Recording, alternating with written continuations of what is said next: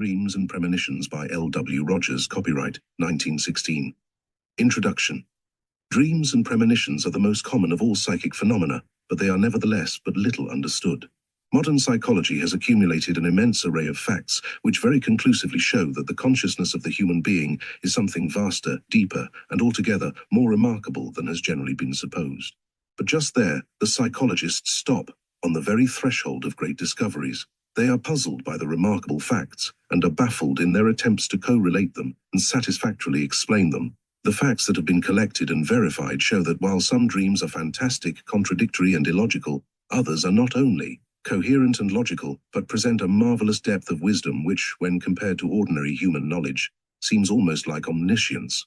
They sometimes solve problems that are impossible of solution by the waking consciousness, and frequently actually forecast the future by accurately describing an event which has not yet occurred, but which is to be. Thus people have dreamed of their approaching death, or of the death of others, stating exactly the nature of the accident that would cause it, and describing in detail the scenes of the coming tragedy. Yet again, the impending event presented to the consciousness in the dream state may represent only the most trivial of circumstances. Sometimes dreams give warnings about dangers that are threatening, but of which the waking consciousness is wholly oblivious. In other cases, a dream has enabled one to become a rescuer and lifesaver in some approaching disaster. Occasionally in a dream, accurate knowledge is obtained of some tragedy that is occurring at a distance or of a crime that has been committed. While again, missing people have been located and lost objects have been recovered through dreams. The truth of these astounding facts is beyond all question. The problem is to explain the facts. Modern psychology talks rather vaguely of the subconscious mind and of the subliminal self, but this really explains nothing. We do not advance toward the understanding of a mystery simply by applying to it a new name. What is that thing called the subconscious or the subliminal, and what are its powers and its limitations, unless science can satisfactorily answer? Such questions it has done little indeed toward solving these psychological puzzles. The most striking characteristic of the recent work of writers on dreams is the strong tendency toward a purely materialistic interpretation of the phenomena observed, hampered by the wholly inadequate hypothesis that dreams are caused either by impressions made on the physical senses or by desires of the waking consciousness. They fill their pages with a discussion of the class of dreams that may thus be explained, and carefully avoid the dreams that are really worthy of investigation just because they present facts that no such hypothesis can dispose of. It is some cause for congratulation, however, that after devoting much space to a description of the dreams which illustrate the well-known fact that slight external stimuli often cause exaggerated brain impressions, as, for example, a drop of water on the face, causing a dream of a violent rainstorm, these writers often devote a closing paragraph to the admission that neither physical nor mental causes are sufficient to account for the dreams that occasionally forecast the future. Now, it is precisely those occasional dreams which the materialistic hypothesis cannot explain that it is important to understand, for they alone can give some clue to the real nature of human consciousness. We shall surely learn but little by going many times over the beaten path of admitted facts, while neglecting to look beyond to the unexplored fields so full of fascinating possibilities. The merest glance is sufficient to show that there are two distinct classes of dreams, that one class constitutes a memory, on awakening, of something that is related to impressions made on the physical senses, that the other class clearly has no such origin, and that, instead of being distorted and fantastic, such dreams sometimes embody profound wisdom or accurate knowledge of future events.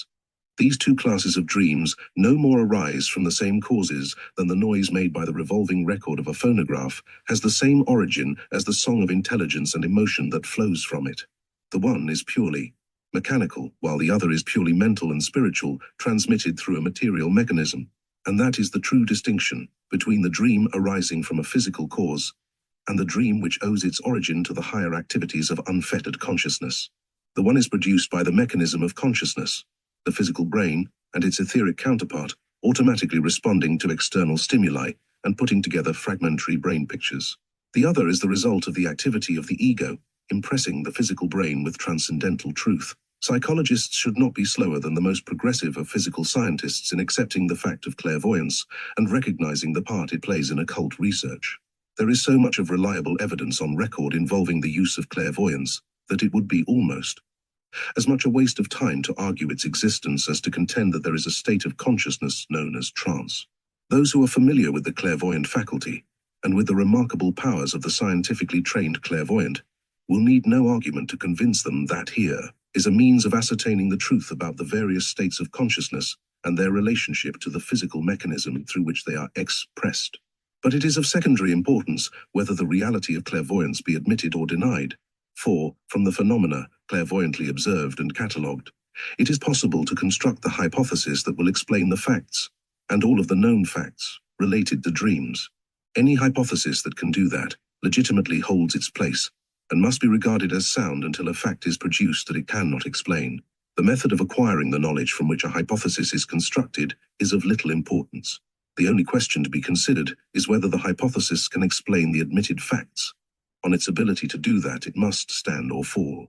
There is a working hypothesis that logically and satisfactorily explains all the remarkable facts, tragic or trivial, presented by dreams and premonitions, that will enable us to classify and comprehend them. That will assign to each dream neither less nor more importance than the facts warrant, and that will give to those interested in the subject a key to these mysteries of the mind.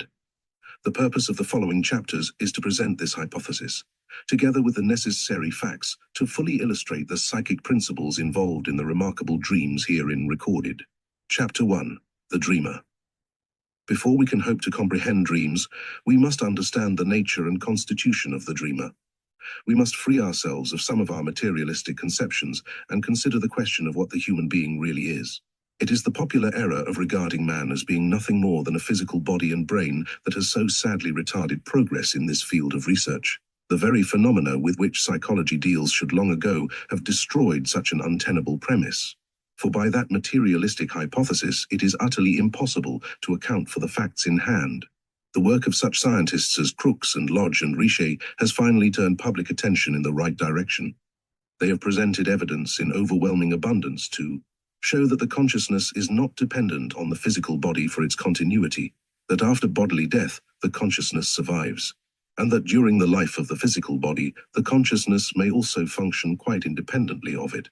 So conclusive are the facts gathered by varied and long-continued experiments that Sir Oliver Lodge was led to declare in a lecture before the Society for the Advancement of Science that the continent of a new world had been discovered, and that already a band of daring investigators had landed on its treacherous but promising shores.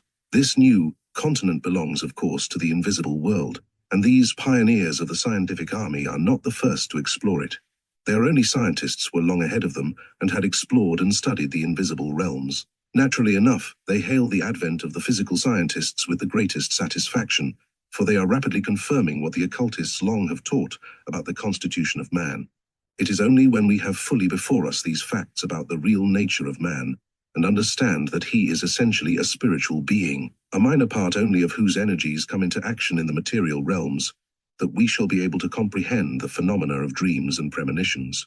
Let us turn our attention then to the occult side of the problem, and examine the working hypothesis that satisfactorily explains the facts. This hypothesis is that the human being is an individualized portion of the universal mind, which, in turn, is but one expression of the Supreme Being, that man is an image of God, in the very literal sense of having potentially within him the attributes, the power, and the wisdom of the deity to which he is thus so directly related, that his evolution is going forward in a world that has both its spiritual and physical regions, that he is essentially a soul, or center, of consciousness, functioning through a physical body which is but the temporary vehicle of the real man, in the same sense that an automobile is one's vehicle, and that this material body, which is in reality but the clothing of the soul, as the glove is the clothing of the hand, is discarded at death without in any degree affecting the life and consciousness that has temporarily used it for gaining experience in the material realms. Man is, therefore, a soul possessing a material body that enables him to be conscious and active in the physical world. This hypothesis reverses the old materialistic conception completely. This is man's temporary life. He existed as an intelligence before he came down into these material regions through birth in a physical body, and when that body dies, he resumes his relationship to his home plane, the spiritual world. But this spiritual world is not merely a realm of thought. It is a world of form and a life of activity, of deeper, wider knowledge than the physical, an ethereal world, but still a world of thought, of action, and of enterprise. It is a world of tenuous matter, a huge globe, not distant, in space but enclosing and interpenetrating our own as the ether, postulated by science, surrounds and interpenetrates all physical objects. It is sometimes called the astral world. This ethereal world as a whole naturally has its subdivisions, but for the purpose of understanding the phenomena of dreams, it is not necessary to introduce details. It is necessary, however, to comprehend the relationship between the physical and astral regions, and between the physical and astral portions of the mechanism of consciousness.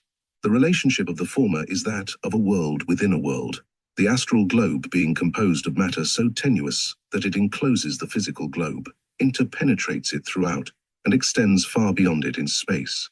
As a ball of fibrous matter might be immersed in liquid matter, saturated with it, and completely surrounded by it, so the physical globe is interpenetrated and enveloped by the matter of the astral world. The astral world, then, is not remote, but is here in the midst of us, about us, through us, and beyond us. The relationship of the physical and astral bodies of a human being are of a like nature. The tenuous matter of the astral body is within and without the physical body, extending somewhat beyond it, and constituting an exact duplicate of it, of course. Neither of these bodies is in any sense the man. Both are parts of the complex mechanism through which he manifests himself, and the astral body is a higher and fuller expression of the man than the physical body is. Indeed, the latter is merely the body of action. It is only the instrument of the man, which enables him to be present in the physical world, while the astral body is that with which he feels, and through which thought and emotion are sent downward or outward into the physical body. The physical body has no part in the generation of thought. It is merely the means by which thought and emotion are expressed in the material world. Therefore, thought and emotion do not come to an end when the physical body is inactive on account of either sleep or death.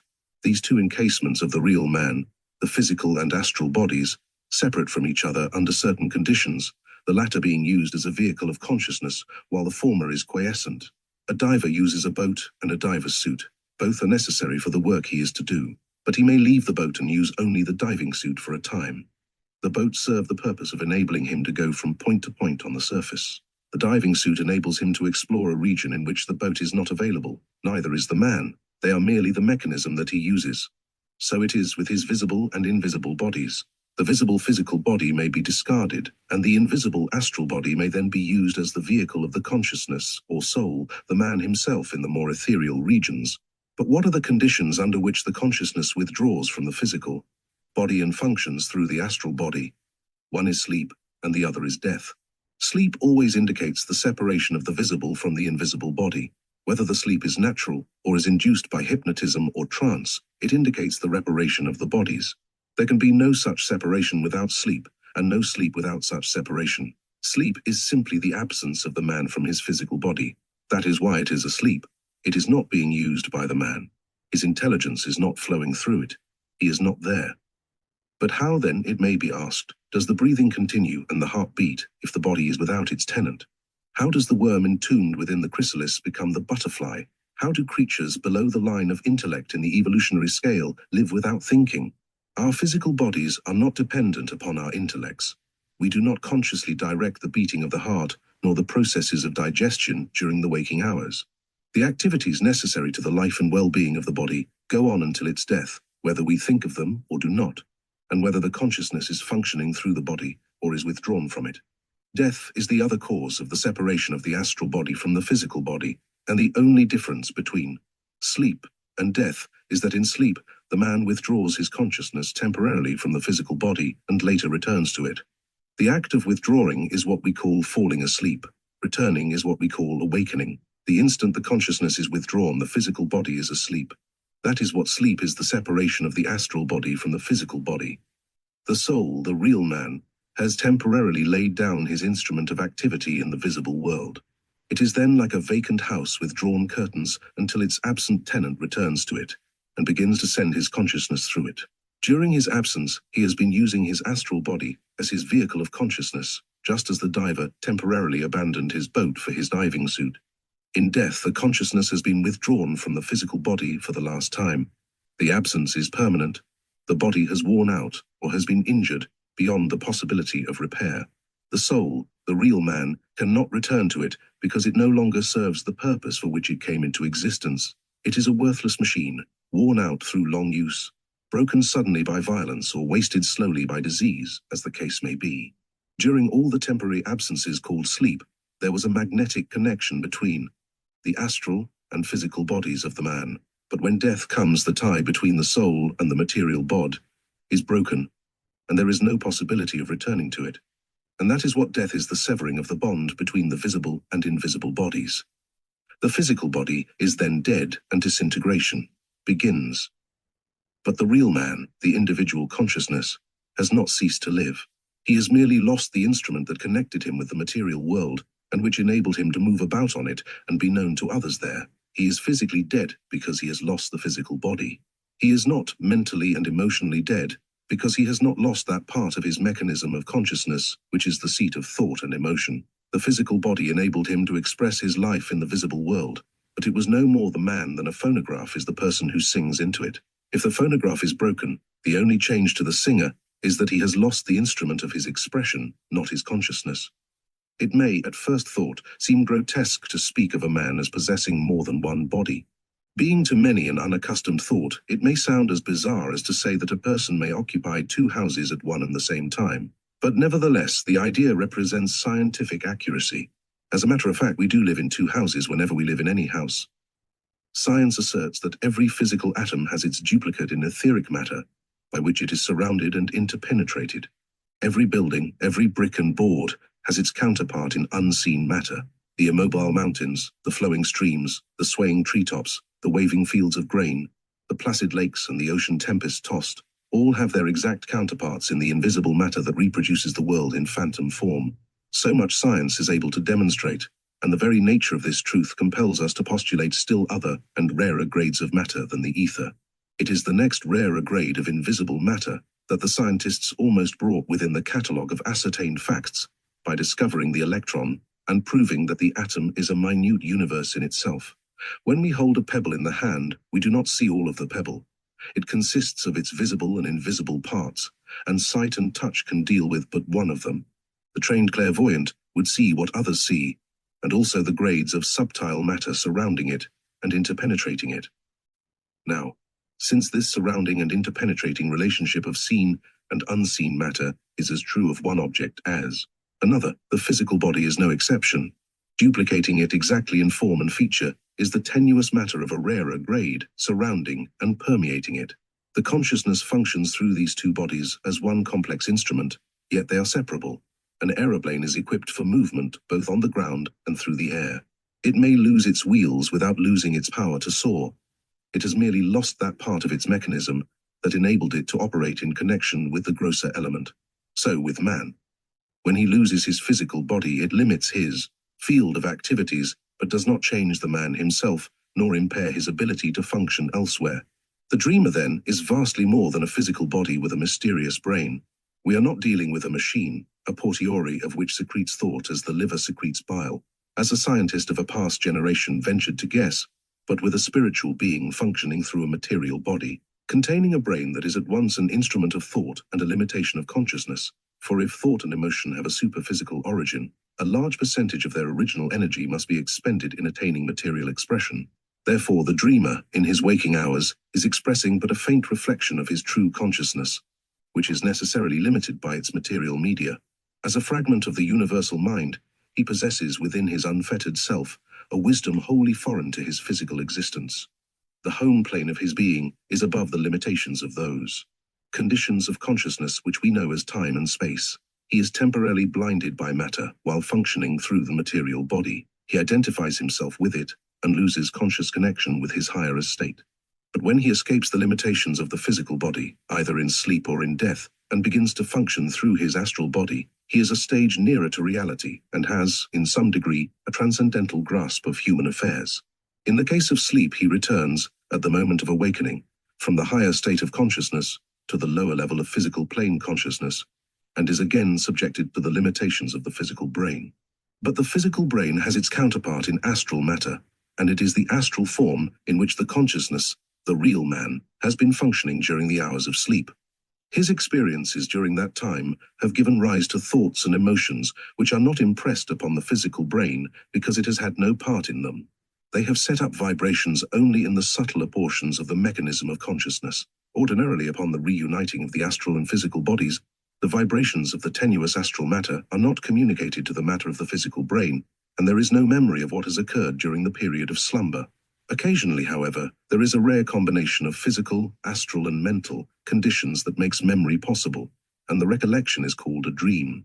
But all memories of the sleeping hours are not recollections of astral events, and it is only after some effort and experience that it becomes possible to distinguish between the memories which represent the adventures of the soul in the astral region and the brain pictures caused by the automatic activity of the physical brain, in which external stimuli sometimes play a most dramatic part.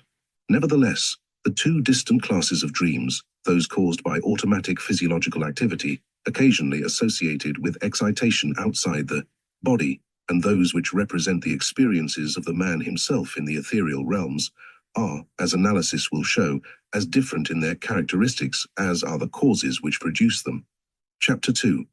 The materialistic hypothesis is inadequate. Some modern writers have labored mightily to show that dreams may be explained by a purely materialistic hypothesis. Coincidence has been put under such stress as to raise the accidental to the dignity of the causal. Telepathy has been relied upon to cover a multitude of lame conclusions. To explain strange facts, we have been given far-fetched solutions that require more credulity for their acceptance than any fairy tale of our childhood days. A writer will cheerfully set out to give a satisfactory material solution for any and all dreams, and will explain that the reason why a certain lady dreamed of the correct number of an unknown address was possibly because she had seen that particular number on the paging of a book the day before.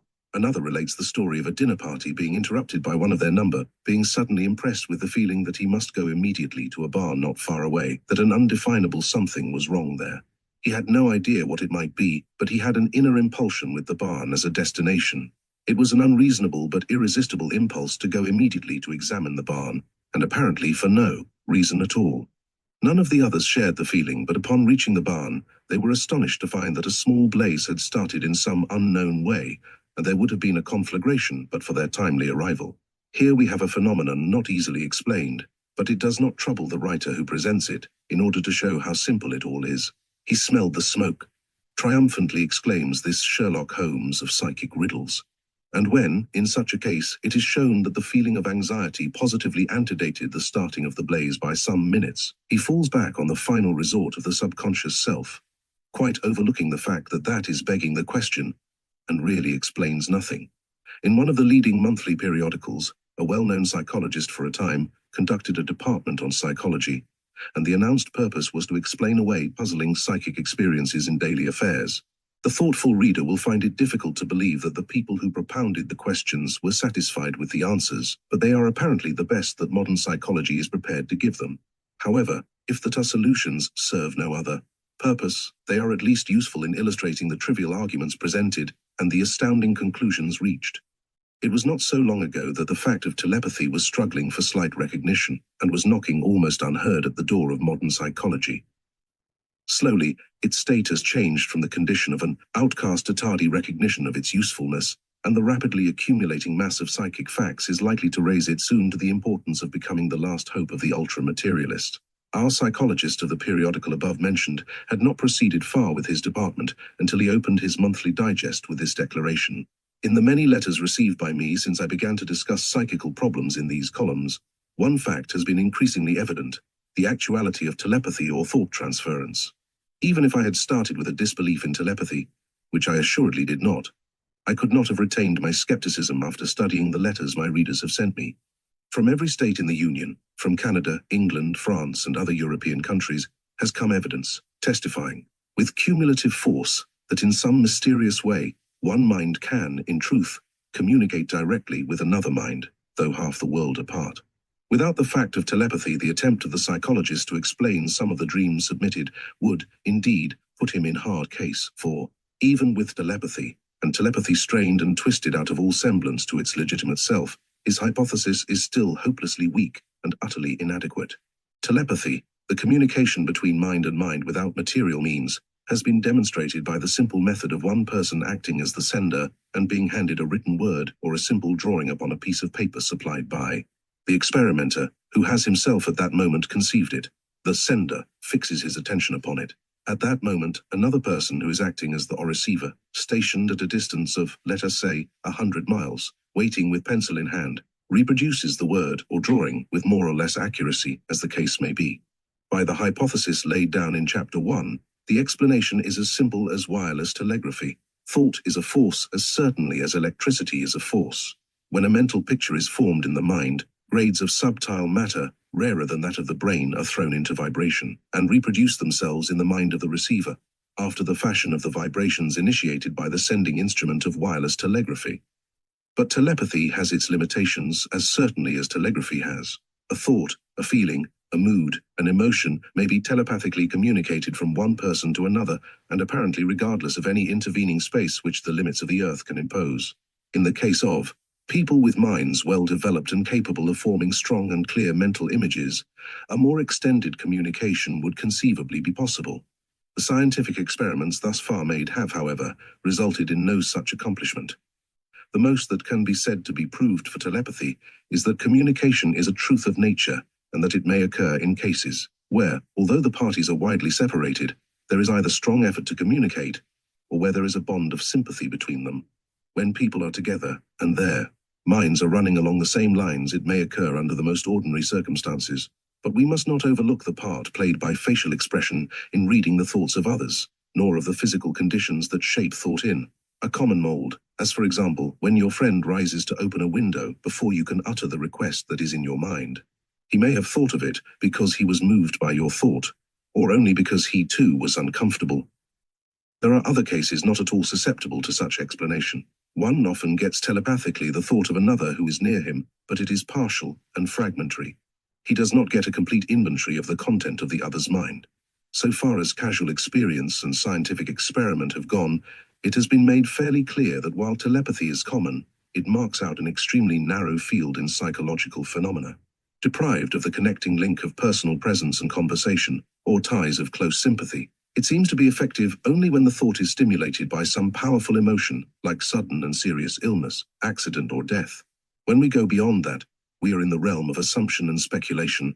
To assume that because one mind can catch a thought or emotion from another telepathically, one person therefore gets from another's mind without effort or desire all the details relating to something that individual has seen or heard, is as absurd as to assume that because wireless telegraphy brings a message that has pressed through the mind of the sending operator, the message might, in some mysterious way, give a knowledge of everything else known to that individual. And yet, just such fantastic and groundless assumption is what our psychologist is forced to, in the effort to explain some of the cases submitted. Here is an example. A trifle over a year ago, contemplating a trip east, I decided to rent my furnished 6-room apartment. It was taken by 2 young ladies, one employed, the other the homekeeper. Some 3 weeks later, I had the most distressing dream. I thought I went over to my apartment, only to find everything in most dreadful confusion. The sun porch had been converted into a temporary bedroom, and in my own bedroom, where usually stood the dressing table, now on the porch, stood a small iron bed, white, with everything upset and dirty. In my dream, I also saw that the young ladies had taken in as boarders a married couple with 2 little ones. Well, I immediately forgot the dream, but several nights later had the same dream again. Imagine my surprise at learning after my return home that just what I had dreamed had actually occurred, even to the little white bed. Then follows the psychologist's explanation. He says, on the facts as stated, this dream must be regarded as telepathic. There is, of course, a possibility that the dreamer, before leaving home, had, without being aware of it, heard her prospective tenants talking about their plans for taking in boarders, changing the furniture, etc. The dream would then be merely the emergence of a subconscious memory. The theory of telepathy in this case is so obviously inadequate that our psychologist hastens to add that there is another possible explanation, and then falls back upon the safe vagueness of the subconscious memory. But is his explanation even within the realm of probability? There may be the possibility, he argues, that she had heard talk of taking in boarders and changing the furniture. But even if that had happened, and even if we were to grant some connection between that fact and the dream, how could she have obtained from the knowledge that they would take boarders the fact that the boarders would be a man and his wife and 2 little children?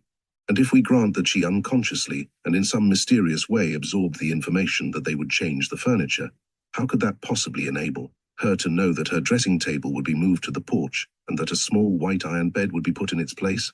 There is no evidence, however, that she had heard such conversation or had the slightest hint that any such thing was contemplated. Indeed, there is good ground for the belief that it was all a most disagreeable surprise to her. She describes the discovery as a most distressing dream. The reasonable assumption from the language employed by her is that she was astonished and annoyed and was very much disappointed in her tenants. Clearly neither of the explanations of the psychologist really explains this dream. Our psychologist turns his attention to premonitions with no better results. One of his correspondents submits to him the following experience. Sunday evening during the main rum war, the pastor of my church announced that Dr. Wilbur F. Crafts, then touring the state in the interests of prohibition, would speak the next day at noon in the public square. Though interested like many others in keeping the prohibitory law, it was by that time, I suppose, on my nerves. And I wanted to hear no more on the subject, and left the church as soon as possible. That night I dreamed of returning from my work at noon, hearing the sound of music, marching through, and going to the public square. There I saw a crowd surrounding a group of 3 or 4 men. Near the speaker stood my pastor, who, noticing me, made his way through the crowd and spoke to me. At that point I awoke. On the forenoon following I had no recollection of my dream, and at noon heard music, evidently in the public square. As I started for the square, I noticed that the air was marching through Georgia. Before I reached the square, the music changed to another air, as in my dream, which I then remembered. In the square I recognized in Dr. Crafts the speaker of my dream. My pastor was near him, and noticing me, came to me with a message from his wife. Until then, I had never seen Dr. Crafts, nor heard anything in particular about him, never had him in mind at all, and do not think I had ever seen his picture. To this the psychologist replies some psychologists, contrasting the complete forgetfulness until noon with the vividness and fullness of the dream detail recalled by happenings in the square, would insist that the whole dream memory was an unconscious fabrication. But the likelihood is that since, as she says, the prohibition campaign was on her nerves, she did dream something about the meeting to take place the next day. She may easily have dreamed of Dr. Crafts himself, for, in spite of her disclaimer, it would be strange indeed if she had never seen a newspaper or poster portrait of him printed in connection with the campaign. If she did dream of Dr. Crafts, she would be all the more likely, because of her surprise at recognizing him in the square, to fuse the true details of her dream memory with details of which she had not really dreamed. Perhaps nothing could appear more absurd to one who has had such an experience than to call it unconscious fabrication. If that is what such evidence would be called by some psychologists, they have certainly not been qualified for their work by any personal experience. One of the outstanding facts about such dreams is their vividness and lifelike reality. That she did not remember the dream during the forenoon is no evidence whatever against its reality. What followed was perfectly natural, when she heard the same airs played by the band in the same sequence, and saw the same figures she had seen. In the dream it is impossible that she could fail to recall it. To say that she may have fused the true details of her dream with the details of the events that followed is a far-fetched possibility with no relationship to probability, and a theory is weak indeed that must rely on such an assumption. Akin to it is the hazard that she must have seen Dr. Craft's picture and forgotten it. Yet, if seeing his forgotten picture had enabled her to identify the man, would not seeing the man enable her to remember having previously seen his picture? But the identity of the speaker, which is so unsatisfactorily explained, is of no more importance than the movements of the pastor. In the dream he notices her, comes through the crowd and speaks to her, at which point she awakens. In the events of the next day he does precisely the same thing. There is apparently no sound reason whatever for doubting any part of the evidence. In another premonitory dream the account runs as follows. My mother, an Englishwoman and a deeply religious woman, dreamed she saw my sister lying dead, with 2 doctors in white beside her.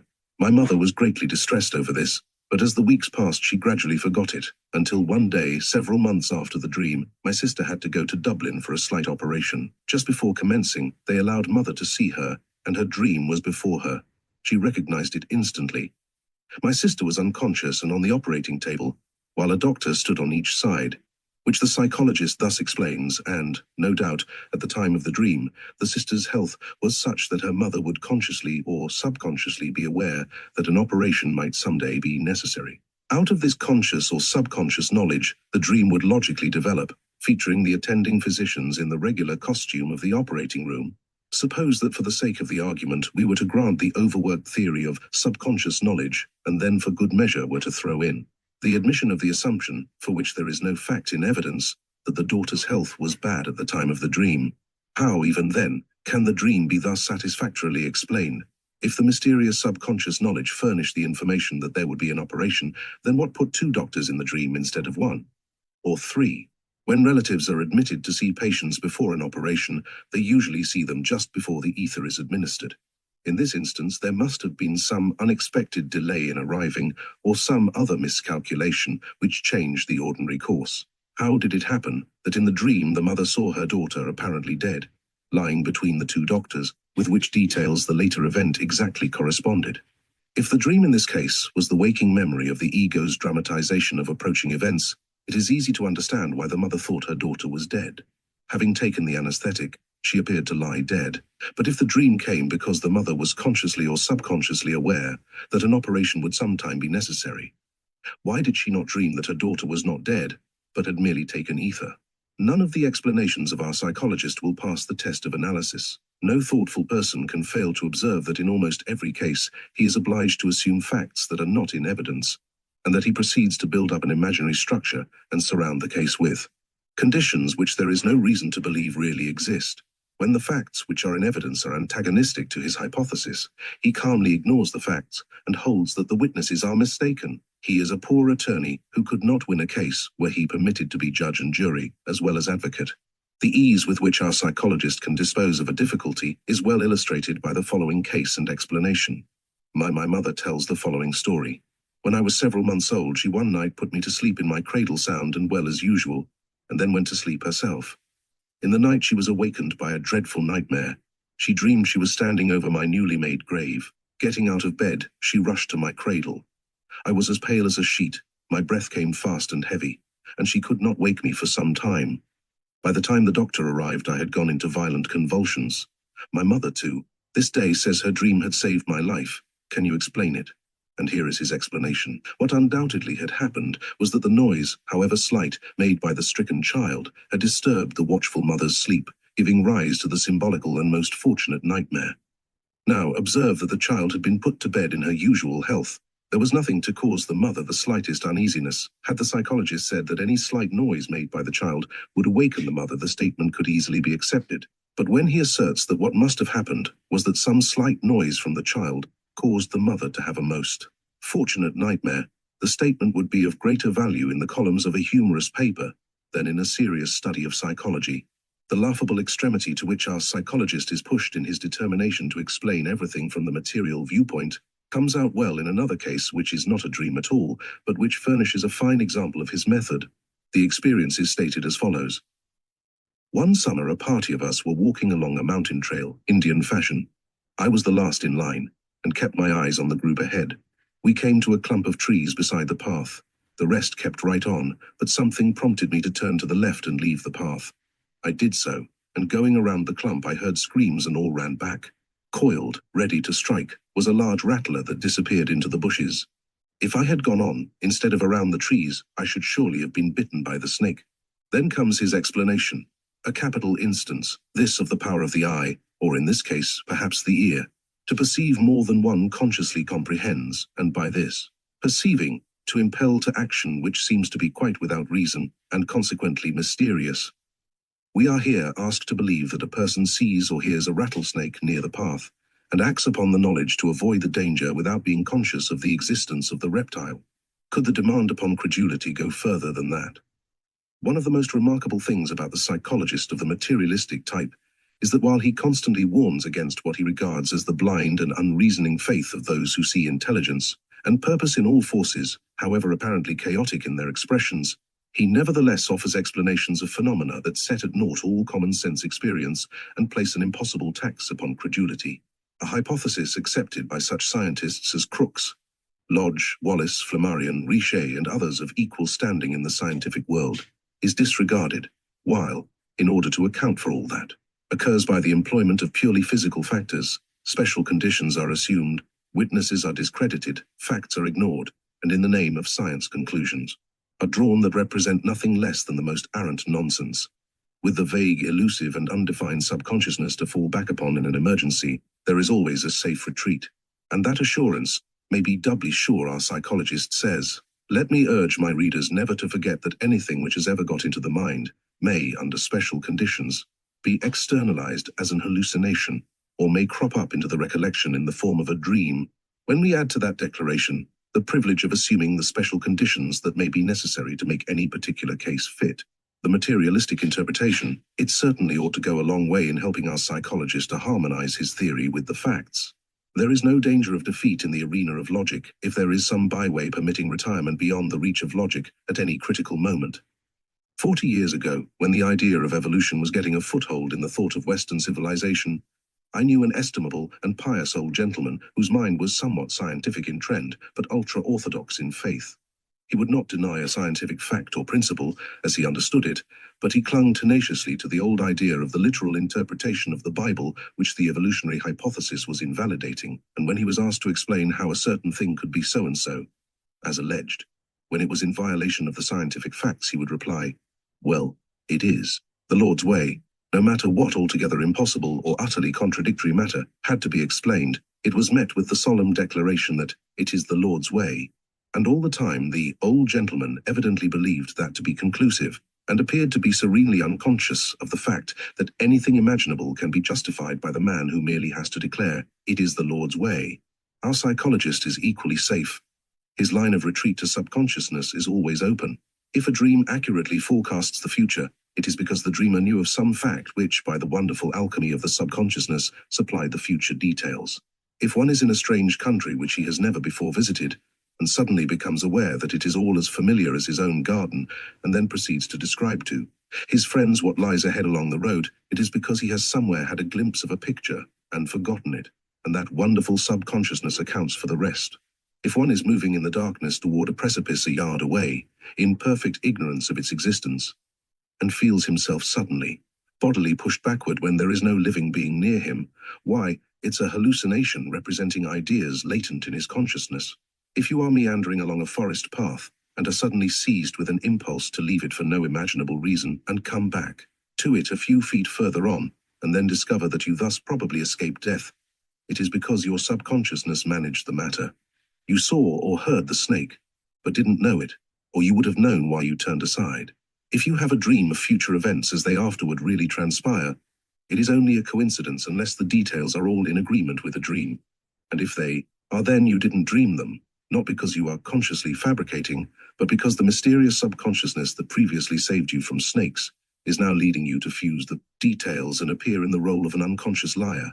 And finally, if you have a dream that presents facts which cannot possibly be explained by the material hypothesis, you are simply mistaken about it. You only thought you had a dream, because if you really had had such a dream, it would not be in agreement with the materialistic theory. It is, of course, true that some dreams and premonitions can be explained by material facts. It is equally true that a great many dreams cannot be thus explained. A close study of them will at once make this apparent, and show the utter inadequacy of the materialistic hypothesis. Any hypothesis is serviceable only so long as it can explain the known facts.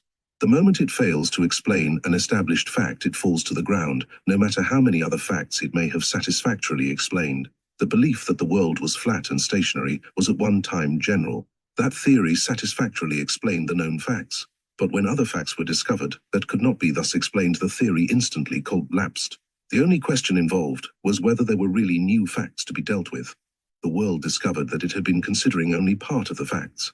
Additional facts destroyed the old hypothesis, and that is precisely the case in the matter here under discussion. The facts have not all been considered.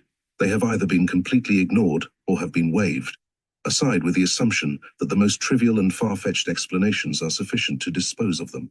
The dreams that are utterly beyond explanation by the materialistic hypothesis constitute evidence as reliable as the others, and are furnished by witnesses who differ in no way from those who have furnished the details of the few dreams that involve no superphysical factors.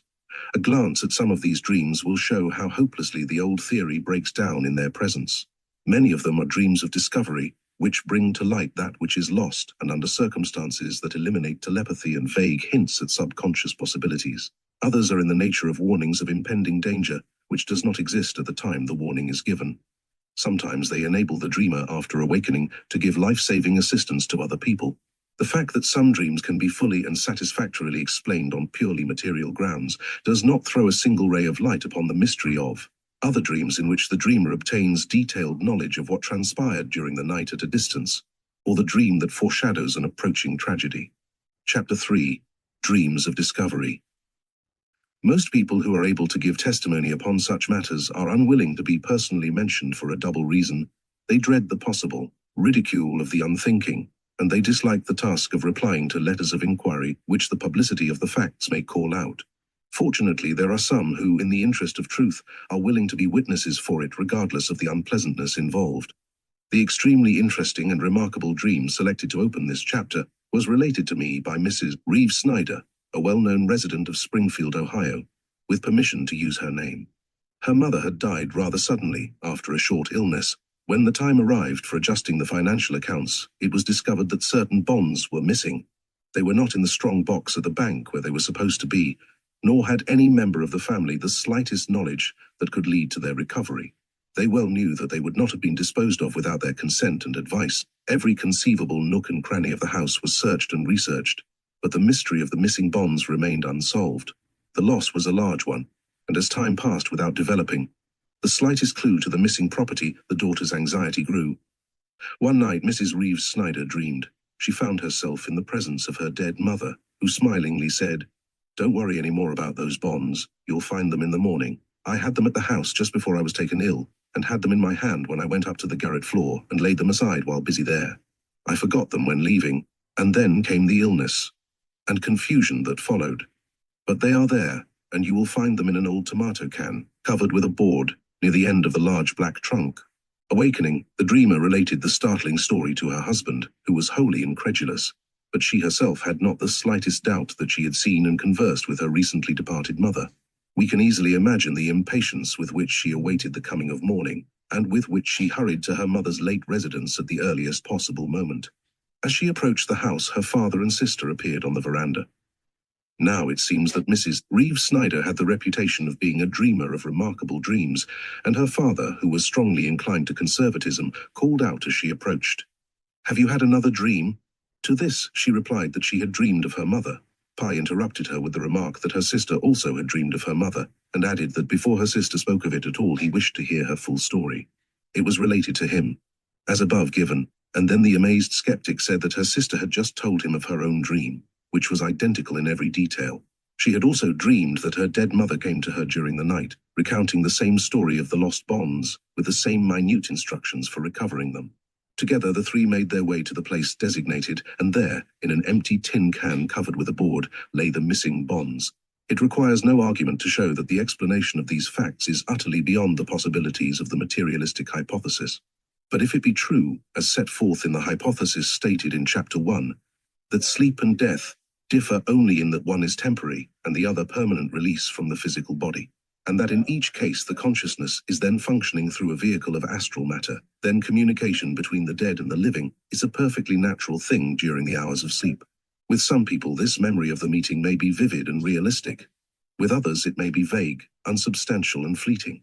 With still others, there may be no memory at all impressed upon the physical brain, yet the experience may have been as impressive to the person's consciousness at the moment as in the case of the others who did remember upon awakening.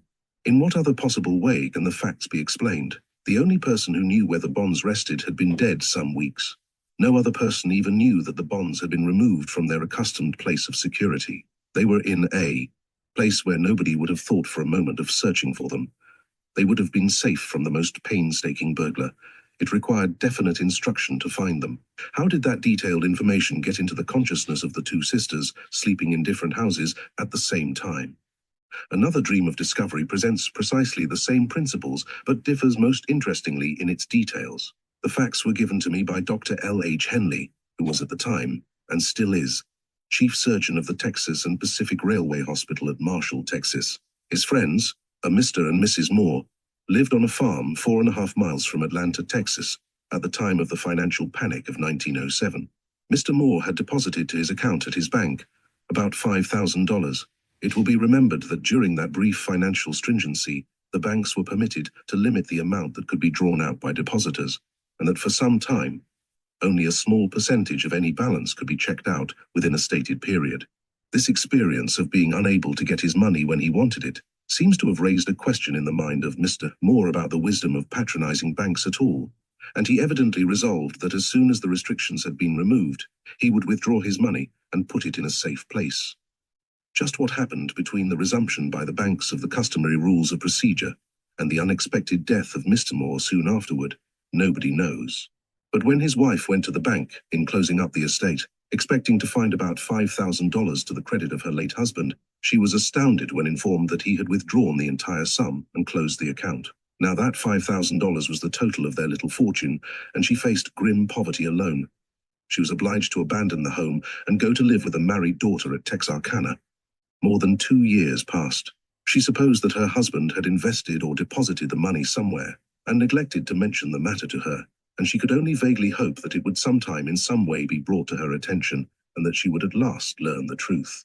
She finally did learn the truth, the strange and improbable truth, and in a most astounding manner. She dreamed one night that she was with her husband and that he told her the secret of the missing money. He had said to her in the dream that he drew the money from the bank in gold and silver coin, and that on a day when nobody but himself was at home, he had buried the treasure full 3 feet below the surface of the ground, on a line running from a certain corner of the house to a certain corner of a shed, and exactly midway between the 2 points. So vivid and realistic was the dream that Mrs. Moore had absolute confidence that it presented the facts. But when she related it to her daughter's husband and asked him for the money necessary to make the journey to the village of Atlanta, he ridiculed the whole thing so mercilessly that Mrs. Moore began to lose her confidence. But again she dreamed of it, and again her husband showed her the exact spot of the buried coin, urging her to recover it. The repetition of the dream, however, did not move the skeptic. He declined to furnish money for such an apparently absurd investment. But again and again the dream recurred, and Mrs. Moore could no longer endure the suspense. Concealing the purpose of the loan, she casually asked her son-in-law to lend her $5, which he readily did. She hurried to the station and purchased a ticket for Atlanta. Alighting at the village, she was fortunate enough to find the old Negro who had been employed on the farm. He obtained a spade, and they drove out to the old home. Carefully measuring the distance according to the dream directions, the exact spot where the money was alleged to be secreted was ascertained, and the Negro began to dig. In due time, he unearthed the carefully protected coin, 3 feet below the surface. Mrs. Moore returned in triumph with nearly $5,000. In this interesting case, with its happy denouement, the question naturally arises: if this dream really represented a meeting of the consciousness of the dead husband and that of the living wife, why did he delay so long about giving the information? The answer is that by the hypothesis, the delay was not in giving the information, but was probably caused by the inability of Mrs. Moore to impress it upon her physical brain and thereby bring it through into her waking consciousness. Apparently only after long continued effort did she finally triumph, but once she had succeeded in bringing the memory through into the waking state, she was able to repeat it any number of times. Another case of treasure recovered presents quite different circumstances. At the time of the discovery of the gold, the old miser who had buried it had been dead more than 70 years, and there was nothing that we know of to cause the dreamer to be thinking of him, or of a hidden fortune. The story was printed January 21st, 1908, by the New York World, whose reporter went very fully into the details. Miss Lucy Alvord of Taylortown, N.L., told her brother Claude on Sunday morning that her grandfather, who died in 1837, came to her in a dream the night before, appearing so natural that, although she had never seen a picture of him, she recognized him from her mother's description. Pye was middle-aged and wore a beard. In the dream, he seemed to shake Miss Alvord and arouse her. She stared at him and was about to speak, but he indicated silence and motioned her to follow him. She followed him into the kitchen of the house, a wing that was built long before the Revolution. The house itself has been occupied by the Alvord family for 5 generations. Stepping to the north side of the great room, the man opened the iron door or the brick oven alongside the fireplace. He stepped inside the big oven and reappeared with a stone jar, which he set on the table in the middle of the room. He then seemed oblivious to the presence of Miss Alvord, and to her, in the dream, his conduct seemed perfectly natural. He dug his hands into the crock and brought them out filled with gold pieces. He emptied the crock on the table and began to stack and count the money. He made separate stacks of English and American coins and of the different denominations. He made figures on a slip of paper, which he totaled and put in his pocket. Then the visitor put the money back into the crock and crawled into the oven. Miss Alvord peered in and saw him wall up the crock with bricks and mortar. The oven is 6 feet deep and the wall was scarcely noticeable in the great depth. When all had been secured, the man closed and locked the iron door. Then Miss Alvord woke up. When she met her brother at breakfast, she told him the story. The vividness of her dream had frightened her, but she insisted that her brother attack the wall of the oven. She was confident that he would find the stone crock and the treasure. He laughed at her, but to humor her, went at the wall with a crowbar. The first light blow went through the wall. A few blows demolished it, and there lay a crock such as the woman had seen in her dream. The excitement of the sister and brother knew no bounds. They dragged out the crock and opened it, and before their eyes lay gold. They emptied it on the kitchen table, a table made generations ago out of a slab of pine. They counted the money. In the heap of gold was 4,000 and some odd dollars. The hoard belonged to Silas Alvord, the grandfather, in all probability. He was the last of the family to work an iron forge on the place. He made anchors, anchor chains, and other implements. When he died, in 1837, it was thought he had a fortune. Apparently, however, he left nothing but the farm, valuable in itself. Then his relatives thought he had lost his money in wildcat banks. Miss Alvord's story of the strange dream and of the finding of the hoard of gold was told about the countryside. And all day yesterday, neighbors heard her repeat it, and looked in the oven, and saw where the bricks had been removed. Still another dream of discovery, resulting in the recovery of several $1,000s in gold coin, is reported from Lancaster, Pennsylvania, which indicates that while the physical body is asleep, the consciousness escapes its material confinement and may bring back to the waking hours information which it has acquired in the ethereal regions. The following story appeared in the Associated Press dispatches sent out from Lancaster June 19, 1916, and was widely reprinted throughout the country. When John Bellman, farmer near Brickerville, died 6 months ago, very little money was found, though the widow knew he had a substantial amount. In April, William Hyle took possession of the farm, and he too made fruitless searches for Bellman's money. Tuesday night, he dreamed that Bellman came to his bedside and told him that the money was buried in the haymow. Yesterday morning he and his wife searched in that place and found a box, deep hidden in the hay, and upon opening it, found thousands of dollars in $5, $10, and $20 gold pieces. The widow of Bellman was notified and took possession of the wealth. Those interested will not tell the amount, but reports have it from $5,000 to $15,000. On September 25, 1909, the New York Evening Journal published this more than 5 years ago. Myra Auld, the half-grown daughter of S.M. Auld, living near New Wilmington, Pennsylvania, dreamed that on the farm next to that on which her father lived, there had been buried a pot of gold. She induced her father to buy this farm when opportunity offered, and since that time she has been searching for the gold which she saw in her dreams. Today her perseverance was rewarded when she brought up from the bottom of an old abandoned well on the farm $8,000 in gold, which had been buried for evidently 20 years. The farm had been owned by James Buchanan, a rather eccentric farmer, who died some years since. He had the reputation of being a miser and was always in great fear of robbers. Some years before his death, Buchanan told some of his neighbors that he had buried some gold where those who did not deserve it would not find it. It had evidently been the intention of Buchanan to make some mention of this in a will which he intended to have written before his death, but he died suddenly, and the will which he had made some years before stood. The gold money was in an old powder can, and it was filled level full with the gold, and the lid had been roughly soldered on, and the whole affair wrapped in an old gunny sack. Miss Auld declared that he had searched every square foot of the farm at least 20 different times in the last 5 years, and that this was her 10th trip into the old well.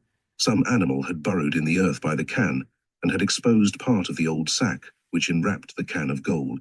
William Hayes, administrator of the Buchanan estate, admits the finding of the gold, and says he will lay claim to it in the name of the estate. This case is not so strong as the preceding ones, but it is worthy a place in the ever-growing catalogue of facts which reveal the real nature of human consciousness.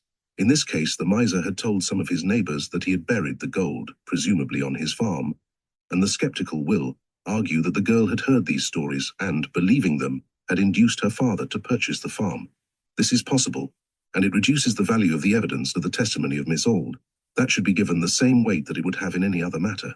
She asserts that she saw the gold in her dreams, but evidently could not definitely locate it, and says that because of her dreams, she induced her father to secure the farm. There seems to be no possible motive for telling the dream story, unless it is true. There was nothing to be gained by it. If the tales told by neighbors of the miser's hidden gold led to the purchase of the farm, there appears to be no conceivable reason for fabricating the dream story. But the case lacks the strength of the preceding ones, in which the sequel furnishes overwhelming evidence and leaves us with no possible alternative conclusion. A case in which a dream was the means of recovering. The body of a lost son is given in the New York American of October 18, 1915, under the title Mother's Dream Saves Son from Potter's Field. The story follows a mother's graphic dream in which she saw the body of her long-missing son being lowered into a pauper's grave has led to the discovery of the body. It marks one of the strangest incidents in local police history. Harry Kaufman of number 264 Cherry Street, disappeared June 30th. His body was found July 4th and buried the same day among unidentified dead. The only record aside from mere description was that death had been due to drowning. Last week, Mrs. Lieber Kaufmann dreamed all the details of the recovery and burial of her son's body. She informed her husband. He went to the Bureau of Unidentified Dead. The details, as made known to his wife in the dream, tallied in essentials with the actual incidents connected with the burial of Kaufmann's body. It was soon learned that the body buried on July 4th really was that of the missing boy. Orders were then given to have it exhumed. Yesterday, the funeral was held from the Kaufmann home. In this case, about 3 months pass, and the mother, who no doubt had been thinking daily of her son and mourning for him, at last brings the knowledge of the facts into her waking consciousness. Many another mother may have had a similar experience, and may have longed as earnestly for a clue to the mysterious disappearance of her boy, and yet failed to get it. One of the world's greatest psychologists, who enjoys the advantage of highly developed clairvoyance to facilitate his studies, remarks that there is nothing strange about the fact that a very small percentage of astral experiences are brought through into the waking state, but that the greater wonder is that anything at all is brought through on account of the fact that in order to do so, there must be the rare combination of astral, mental, and physical conditions that make it possible. The factors involved are, naturally enough, many and varied, but the degree of sensitiveness represented by the dreamer is certainly a most important one. Among dreams of discovery, one of the most dramatic is that connected with the Wilkins case at San Francisco in 1908, when the mystery of the missing woman could not be explained, and when, with Wilkins in their hands, the officers of the law could get no tangible evidence to support the well-grounded suspicion that he had killed his wife. A neighbor came forward with a dream clue. Mrs. Wilkins had long before disappeared, and her husband had given contradictory and improbable explanations of her prolonged visit in the East. But absence and suspicion are not evidence, and there was an embarrassing halt in the proceedings. Wilkins would undoubtedly have been liberated on account of the lack of evidence had not. Mrs. Anderson urged the authorities to begin excavations in the barn. She declared that in repeated dreams she had seen the missing woman walk slowly to the barn, where an open grave was pointed out. The suggestion of the dreamer was finally reluctantly acted upon, and the dead body was discovered and exhumed. A more recent case, in which a dream led to the discovery of a crime, is reported by the Spokesman Review, Spokane, Washington, of May 23 on 1916. The story follows. After a dream in which he saw his son, Dallas Green, who had been missing for nearly a month, killed by a man, J.W. Green, of W1000, and 2 7th Avenue, visited Troy, Mont, Saturday, and after a search with officers, found his son's body buried in a dense thicket of brush on Callahan Creek, about a mile from town. The circumstances indicated that murder had been committed, and Jack Miller, with whom Green is said to have been camped near the spot of the supposed murder, and who is alleged to have sold horses which formerly belonged to Green, was placed under arrest and now is in the jail at Libby. On July 18th, the Missoula Sentinel published a dispatch from Libby, Montana, giving the following additional information. John C. Miller, arrested for the murder of Dallas A. Green, was brought before a jury in the district court yesterday for trial.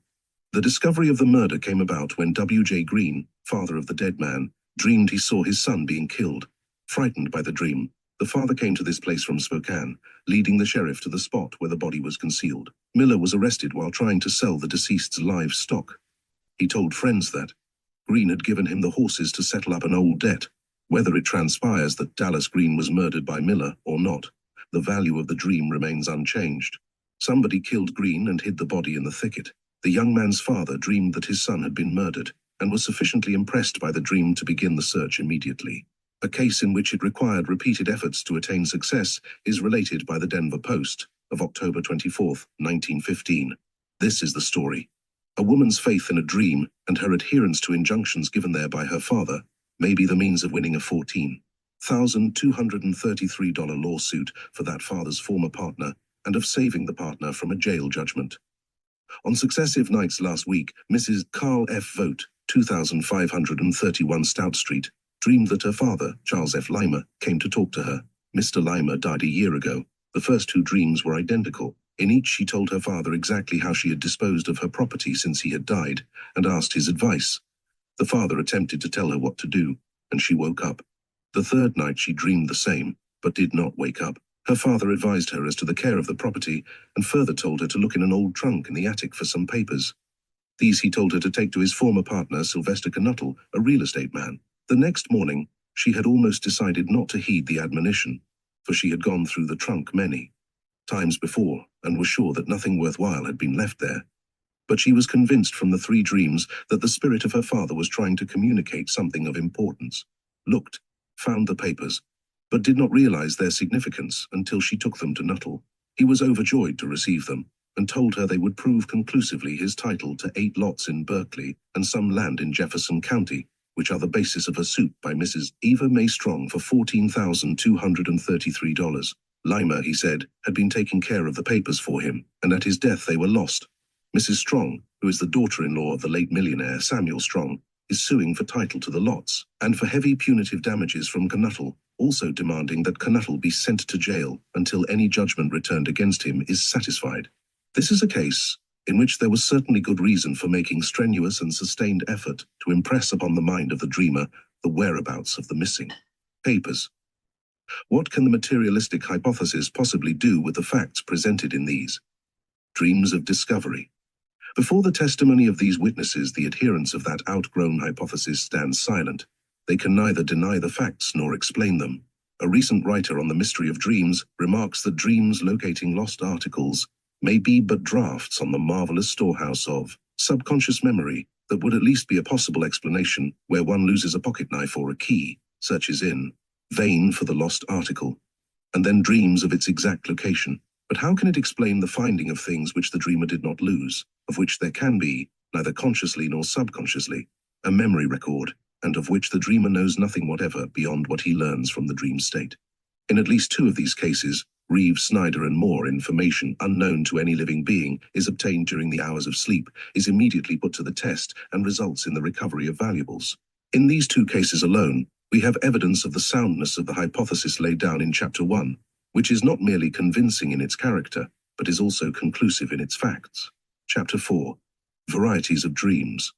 While many dreams may be traced to material causes, there are many others which undoubtedly owe their origin to the activities of the ethereal world where, functioning in his astral body while the physical body sleeps, the dreamer is more or less awake to and conscious of what is going on about him.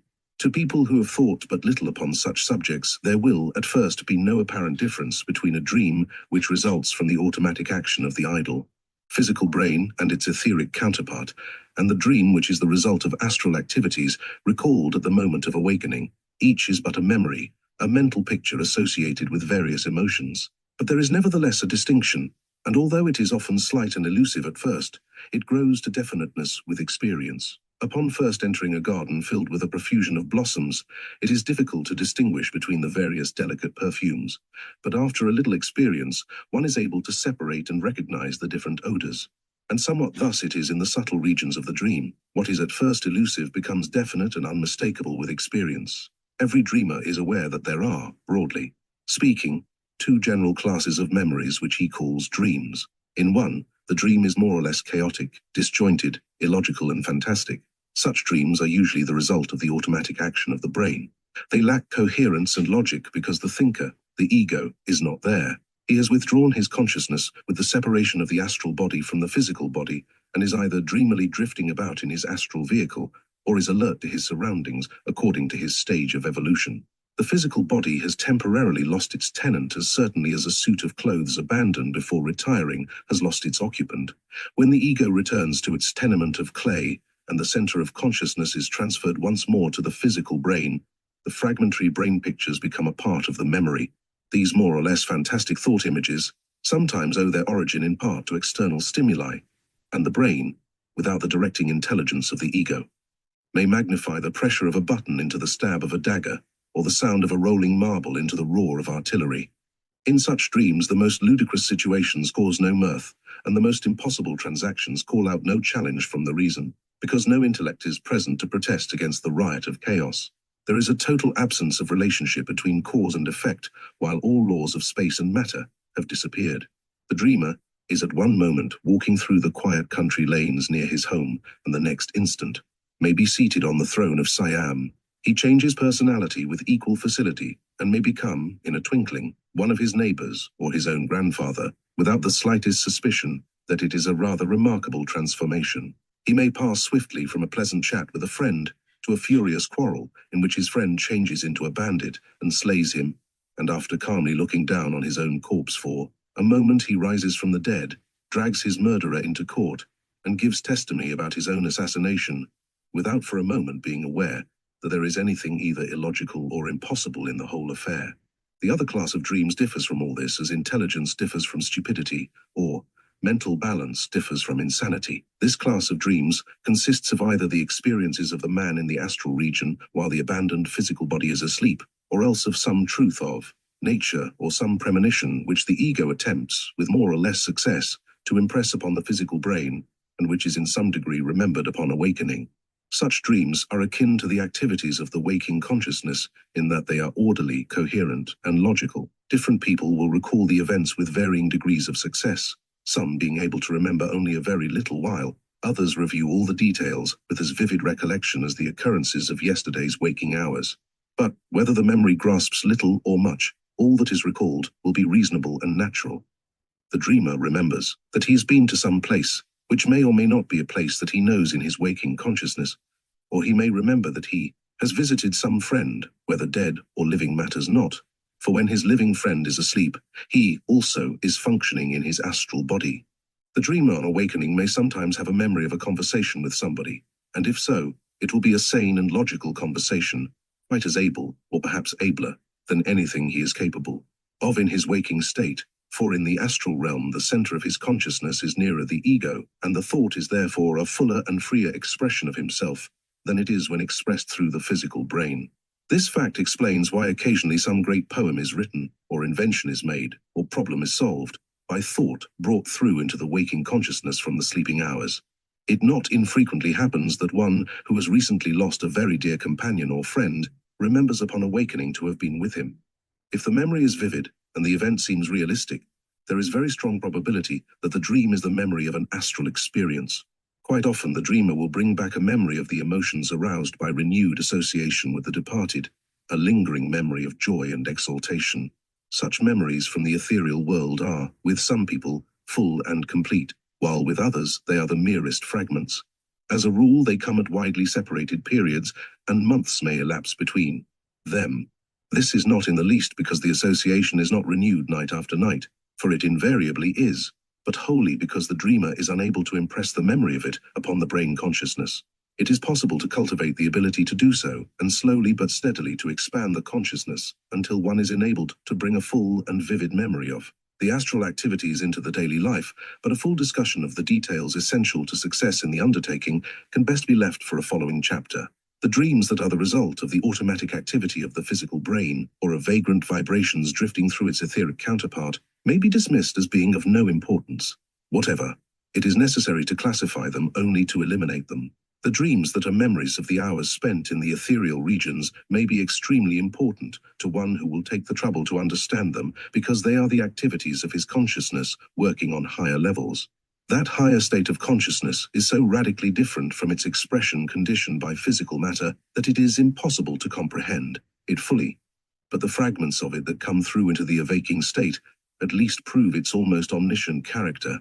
Having eliminated the dreams arising from physical causes, we may now classify the remainder. These may be divided into two classes and be designated as dreams that are the memories of astral experiences, and dreams that are the result of the attempt of the ego to impress ideas or facts upon the brain consciousness.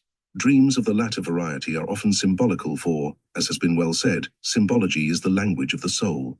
Obviously, facts or ideas impressed on the brain consciousness by the ego himself are likely to be of the greatest importance. The ideas may represent profound truths of nature, and the facts may disclose the future or contain a warning that it may be extremely desirable to fully comprehend. The success of the ego's attempt, however, necessarily depends upon a number of things, and a little thought on the subject will suffice to show why failure is common. C.W. Leadbeater, in his valuable little volume, Dreams, says, "A result which follows from the ego's supernormal method of time measurement is that in some degree provision is possible to him. The present, the past, and, to a certain extent, the future lie open before him, if he knows how to read them, and he undoubtedly thus foresees at times events that will be of interest or importance to his lower personality, and makes more or less successful endeavors to impress them upon it.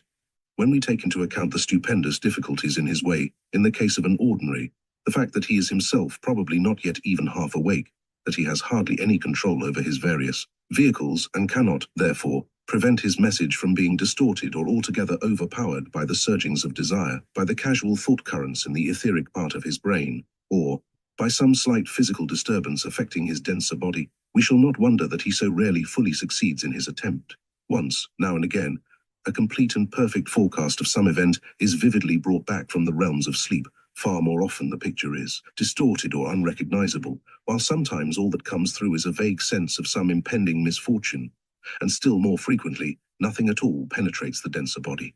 Bonte has sometimes been argued that when this provision occurs, it must be mere coincidence, since if events could really be foreseen, they must be foreordained, in which case there can be no free will for man. Man, however, undoubtedly does possess free will, and therefore, as remarked above, provision is possible only to a certain extent. In the affairs of the average man, it is probably possible to a very large extent, since he has developed no will of his own worth speaking of, and is consequently very largely the creature of circumstances. His karma places him amid certain surroundings, and their action upon him is so much the most important factor in his history that his future course may be foreseen with almost mathematical certainty. When we consider the vast number of events which can be but little affected by human action, and also the complex and widespreading relation of causes to their effects, it will scarcely seem wonderful to us that on the plane where the result of all causes at present in action is visible, a very large portion of the future may be foretold with considerable accuracy. Even as to detail, that this can be done has been proved again and again, not only by prophetic dreams, but by the second sight of the Highlanders and the predictions of clairvoyance. And it is on this forecasting of effects from the causes already in existence that the whole scheme of astrology is based. But when we come to deal with a developed individual, a man with knowledge and will, then prophecy fails us, for he is no longer the creature of circumstances, but to a great extent their master. True, the main events of his life are arranged beforehand by his past karma, but the way in which he will allow them to affect him, the method by which he will deal with them, and perhaps triumph over them, these are his own, and they cannot be foreseen except as probabilities. Such actions of his in their turn become causes, and thus chains of effects are produced in his life which were not provided for by the original arrangement, and therefore could not have been foretold with any exactitude. It is not easy to comprehend in the physical brain consciousness how events can be known before they occur. May not the explanation be that they have occurred so far as inner planes are concerned, but that only as they work outward from the realm of causation and become materialized in what we call an event, can the limited physical consciousness become aware of them? If physical matter is a limited sign of consciousness, it must necessarily give rise to illusory ideas of the superphysical realms, where what we call past, present, and future may represent entirely different conditions than we are now able to conceive. Sir Oliver Lodge says a luminous and helpful idea is that time is but a relative mode of regarding things. We progress through phenomena at a certain, definite pace, and this subjective advance we interpret in an objective manner, as if events moved necessarily in this order and at this rate. But that may be only one mode of regarding them. The events may be in some sense in existence always, both past and future, and it may be we who are arriving at them, not they which are happening. Whether or not we are able to harmonize our conceptions of the matter with the evidence of our senses, the evidence still remains. However strange may be the phenomenon of precognition, says Professor Charles Richet, we must not let ourselves be diverted from the truth by the strangeness of appearances. A fact is a fact, even though it may upset our conception of the universe, for our conception of the universe is terribly infantile. It is scarcely possible to overemphasize the importance of the fact that people who have premonitory dreams represent a very wide range of mental and physical conditions, and that in the impressions made upon the waking consciousness, we must naturally expect corresponding complexity. Some people are prone to assert that since they have had dreams which have accurately forecast the future, all their succeeding dreams should prove equally reliable and should be regarded as infallible authority. But this by no means follows. Until one has reached that advanced point in his evolution where the ego is in control of his vehicles of consciousness, and the physical and astral bodies have become fairly obedient to the will, it is idle to talk of the infallibility of such psychic impressions. It should be remembered that with the average person, the memories of both astral experiences and egoic impressions are, at best, fragmentary. They are limited and very partial expressions of the higher consciousness. Such dreams, therefore, are not something which, even with fuller understanding and further development, can be used for our guidance in the affairs of daily life. They are fragmentary and partial, their expression is not within the control of the will, and they may at any time be distorted by the physical brain conditions of the moment and thus be rendered fantastic or ambiguous. This being true, we cannot positively know the truth or falsity of such premonitions until the event they refer to has occurred. In one instance, the event transpires in perfect conformity to the dream, while in another we find, perhaps, that what we expected to happen to ourselves really befalls a friend, or does not happen to anybody, so far as our physical plane knowledge goes. The reason for the failure of the premonition may be found in one of the foregoing explanations, or in still other possibilities as, for example, the fact that the waking consciousness has brought through only a part of the entire drama, dropping out vital factors that would have modified or set aside that which we remember, and thus we have mistaken a fragment for the whole. But regardless of the fact that we cannot always use such flashes from the ego to shape a course in daily life, they are nonetheless useful and valuable in revealing the true nature of our consciousness, and although we cannot harness them to rules and exceptions, they occasionally play an important and beneficent part in our lives. Furthermore, by carefully studying them, we can arrive finally at a point where we can rely upon them, because we shall thus have hastened the arrival of that period in our evolution where the waking and sleeping hours are united in unbroken consciousness, where the distorting factors in brain transmission will have disappeared, and the unshadowed wisdom of the ego will come freely through into the physical life. Chapter 5. Premonitory Dreams. The ego is the source of most premonitions. The dream may be a warning to one's self, or may be intended for another, or it may convey some information about the future. It may be vivid in detail, or it may merely leave a very vague impression of impending events. But whatever its character and degree of efficiency, it is usually the result of the effort of the ego to convey important information to the waking consciousness. Premonitory dreams are comparatively rare. They usually relate to some very important matter that is not far ahead in the physical life of the dreamer, or someone closely associated with him, and as such events are not numerous, the premonitions are correspondingly few. Naturally enough, accidents and death are the subjects with which premonitions frequently deal. There have been many notable examples, and one which will come instantly to mind is Abraham Lincoln's premonition of approaching death. We have very definite information on the subject, and know that he spoke to his bodyguard of the matter the evening before the assassination, and made some philosophical remarks about death. It is said that he interrupted the last cabinet meeting he ever held to speak of a dream, and Gideon Welles, Lincoln's Secretary of the Navy, wrote down the details in his diary. Lincoln was a great dreamer, and appears to have attached much importance to what he dreamed. In a series of articles entitled Lincoln and Booth by Winfield M. Thompson, which were widely published by a newspaper syndicate in 1915, Mr. Thompson writes as follows of Lincoln's last dreams. A few days before his death, Lincoln related to his wife and a few friends the story of a strange dream that had disturbed him the night before. In his dream, he said, he went from room to room in the White House, and everywhere heard sounds of pitiful sobbing, though no living being was in sight. Until I arrived at the East Room. Before me was a catafalque, on which rested a corpse. Around it were stationed soldiers. There was a throng of people, some gazing sorrowfully upon the corpse whose face was covered, others weeping pitifully. "Who is dead in the White House?" I demanded of one of the soldiers. The president was his answer. "He was killed by an assassin." Then came a loud burst of grief from the crowd, which woke me from my dream. On the afternoon of Friday, April 14th, a few hours before he fell under the assassin's bullet, Lincoln held his last cabinet meeting. It was remarkable for two things: the depth of charity and love displayed by Lincoln in a discussion on the return to the Union of the seceded states, and a curious vein of mysticism the president displayed in describing a premonitory dream he had had the night before.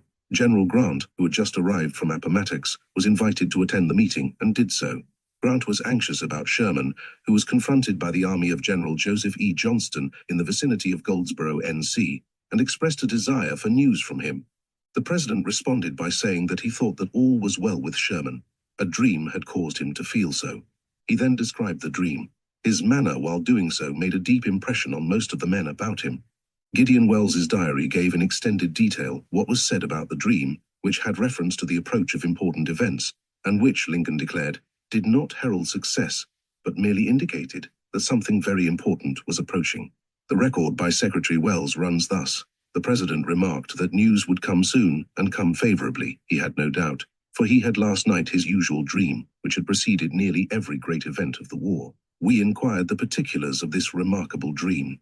He said it was in my element, it related to the water, that he seemed to be in a singular and indescribable vessel, but always the same, and that he was moving with great rapidity toward a dark and indefinite shore, that he had had this same singular dream preceding the firing on Sumter and battles of Bull Run, Antietam, Gettysburg, Stone River, Vicksburg, Wilmington, etc. General Grant remarked with some emphasis and asperity that Stone River was no victory, that a few such victories would have ruined the country, and that he knew of no important results from it. The president said that perhaps he should not altogether agree with him, but whatever might be the facts, his singular dream preceded that fight. Victory did not always follow his dream, but the event and results were important.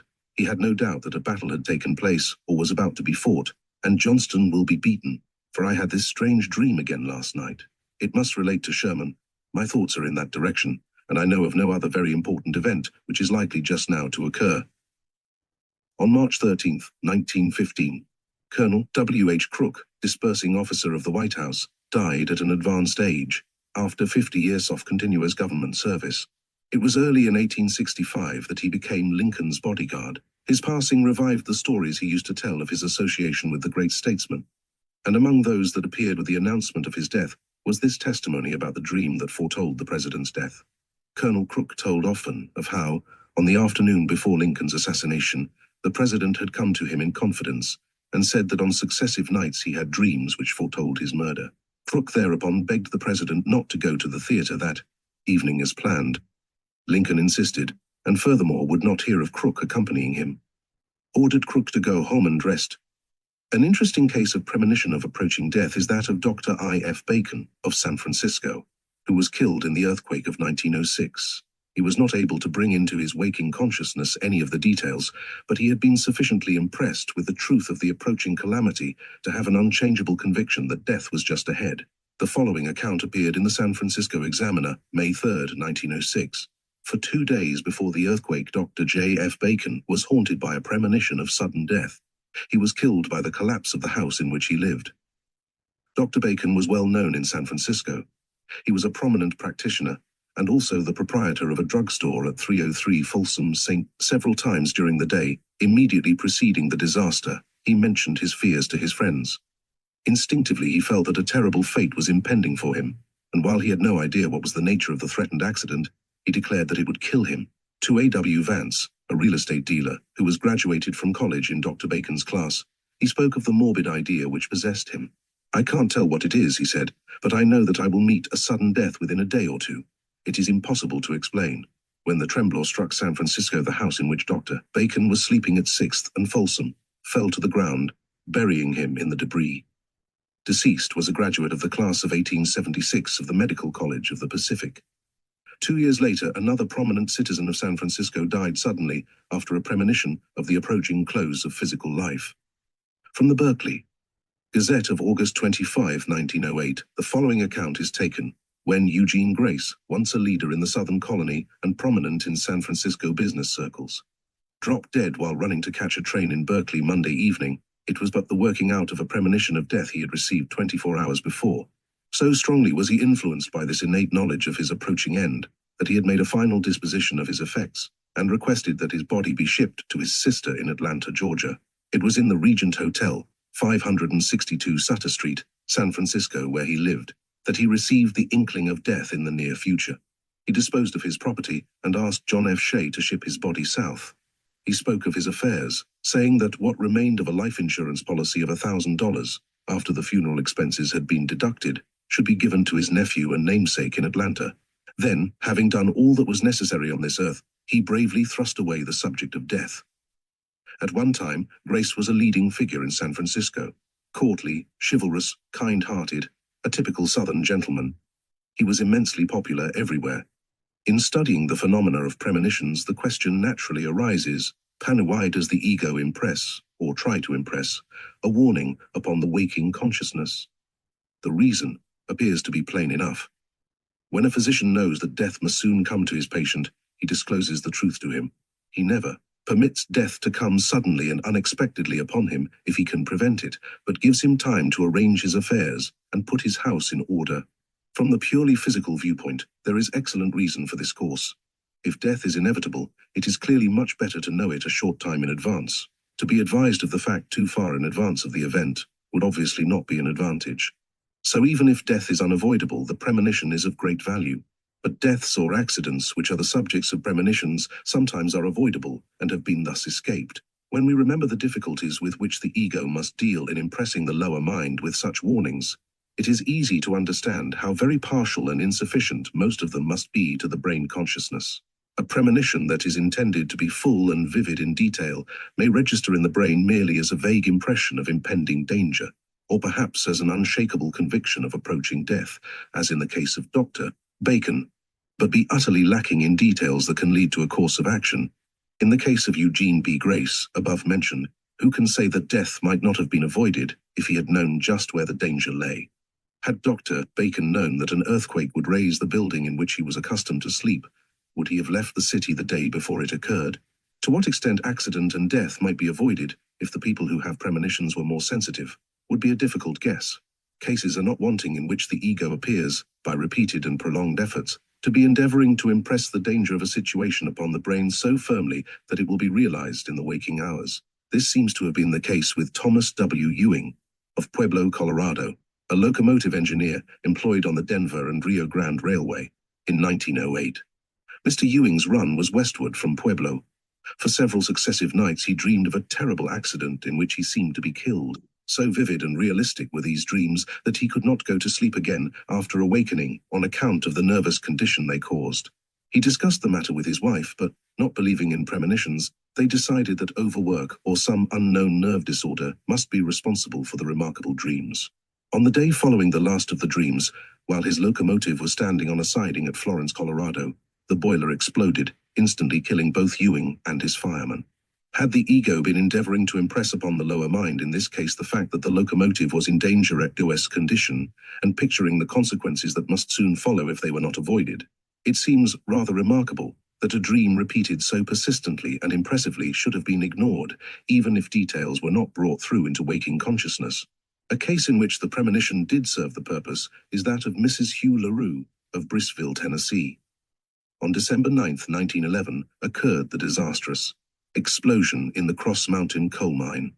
On the next day, the New York Herald published the following account. After a terrific explosion that shook the earth for a wide area, 207 men were entombed today in the Cross Mountain coal mine of the Knoxville Iron Company. Hugh LaRue, a miner employed in the shaft, owes his life to a dream his wife had last night. When he arose this morning and prepared to go to his daily task, Mrs. LaRue refused to prepare his lunch for him to carry to the mines. She did not want him to work today. She then recited a dream she had. In her dream, she saw scores of miners with their heads blown off being carried out of the mine entrance as she and her little children stood at the mine's mouth. LaRue had not missed a day from his work for many months, but he was prevailed upon to remain out of the mines. It was only a short time after Mrs. LaRue told her story that the explosion occurred. A great disaster usually furnishes several examples of premonitions. Where several hundred people are concerned, it may reasonably be expected that a few among them are sensitive enough to be impressed with the doom that awaits them. The Titanic disaster furnished several cases, each possessing more or less evidential value, dependent upon circumstances and upon whether or not the principals involved mentioned the facts to others prior to the sailing of the ship. Among the strong cases is that of the Honorable J. Cannon Middleton. The Titanic was scheduled to sail April 10th. It appears from the evidence that Mr. Middleton purchased his ticket on March 23. A few days later, he dreamed that the great steamer was wrecked, and in the dream, he saw her surrounded by passengers and crew swimming about her. When the dream recurred the following night, he began to feel decidedly uneasy about it, but said nothing, probably for fear of uselessly alarming his family. Fortunately for him, a cablegram arrived 6 days before the ship sailed, suggesting a postponement of the journey on account of business conditions. Supplied now, with what seemed to him a tangible reason, he had his ticket cancelled, and then told his wife and several friends of the dreams. The books of the White Star Company and the cancelled ticket, which Mr. Middleton retains, furnish part of the evidence. Nobody will deny that when there is an elaboration of details, coincidence is an impossible explanation. If a dream is vague in outline and lacking in detail, and later something occurs that corresponds in a general way with the dream, we may reasonably enough dismiss it as mere coincidence. One dreams, let us say, that a fortune is inherited, and soon after a relative dies bequeathing property to the dreamer. Or one dreams of being seriously injured, and later has an arm broken in a railway wreck. While such dreams may or may not be actually connected with the succeeding events, coincidence is a possible explanation. But when the dream presents a wealth of details, and the following event corresponds exactly, then coincidence is an absurd and impossible explanation. It is coincidence that Mr. A in Chicago is telling an amusing story of a man whom he once saw under hypnotic influence, at the same time that Mr. B in St. Louis is making himself ludicrous in a series of hypnotic antics. But it is impossible that every word and gesture and facial expression of Mr. B and the man of whom Mr. A speaks can be identical. Coincidence can explain the concurrence of two general events, but never an identity of details. Now, it is impossible to deny that dreams sometimes forecast the minutest details. An acquaintance gives me the following personal experience, but without permission to use her name. I rarely dream, but several weeks before my husband passed on, I dreamed of his death. I seemed to be taken into our living room, where the casket was placed, and saw him surrounded by floral pieces, bearing the customary cards. As my husband was a splendid type of physical strength and had never been ill, except for an occasional cold, the dream made little impression upon me. I had no confidence in the reality of any kind of dreams and, after casually mentioning it to an intimate friend, I thought no more about it. Some weeks later, my husband contracted pneumonia and died suddenly. My dream came vividly before me then. For every floral piece, every card, and the arrangement of the room was identical with the dream. Every student of psychology is familiar with the fact that dreams are very commonly expressed in symbology. It is the method of the ego, apparently, and it is definitely expressive of the ideas to be impressed upon the lower mind. Attention has already been directed to the fact that the inner planes are nearer to reality than the physical life. This symbolical language of the soul illustrates the point. As symbols are to words, the higher consciousness is to the lower. A story that would require 1,000 of our clumsy words for its presentation may be expressed very briefly by symbols. But it must not be supposed that because a dream is symbolical, it is therefore an accurate description and presents the facts with invariable certainty. Its reliability depends, as with any dream, upon the clearness of the translation in the lower mind and the freedom from confusion with the vibrations of the dense brain and its etheric counterpart. Sometimes people who are interested in the study of dreams ask if there is some code in symbology which, when understood, will enable one to comprehend a dream expressed in symbols. The fact seems to be that symbols convey different meanings to different people, and that each person who dreams in that fashion attaches to the symbols a significance of his own. He has, however, not the least doubt about the meaning of any particular symbol, and probably for the reason that the ego impresses its special significance as everything else is impressed. One person associates success, or an all's well feeling, with the symbol of a flag, another with flowers. One knows that dark water signifies danger, while another sees an animal or a reptile as the symbol of impending danger or misfortune. Is it not probable that the ego uses, for expressing facts to the lower consciousness, the symbols which that particular person can best understand? If one has a fear of water, that would be the line of least resistance in impressing the idea of coming calamity. Another may feel perfectly at ease when about or in the water, but may be filled with apprehension at sight of a mouse or a spider. In that case, the symbol of water would convey no warning and serve no purpose in arousing and steadying the personality against a coming shock, while the symbol of the animal or the insect would.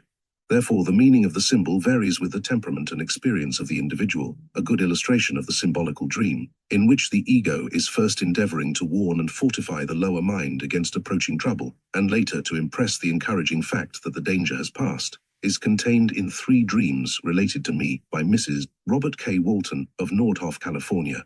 In the early part of January 1915, she dreamed that while with her husband a dangling black spider appeared, and that both of them began to fight it. Mrs. Walton had not been in really good health for several years, but at the time of the dream she was in her usual health, except for a slight fever, which was thought to be the result of a trifling indisposition. Nothing was farther from her mind than the thought that the fever indicated anything serious. In the dream she felt that the spider must be killed. Instead, however, it disappeared. The scene suddenly changed, and she found herself in a new, clean room, such as spiders are not likely to inhabit, and she experienced a feeling of relief. But suddenly she became aware that instead of having left her when it disappeared, the loathsome insect was now beneath her clothing. This dream Mrs. Walton related to her husband in the morning. A few days passed, and as the slight fever did not leave her, a physician was called in.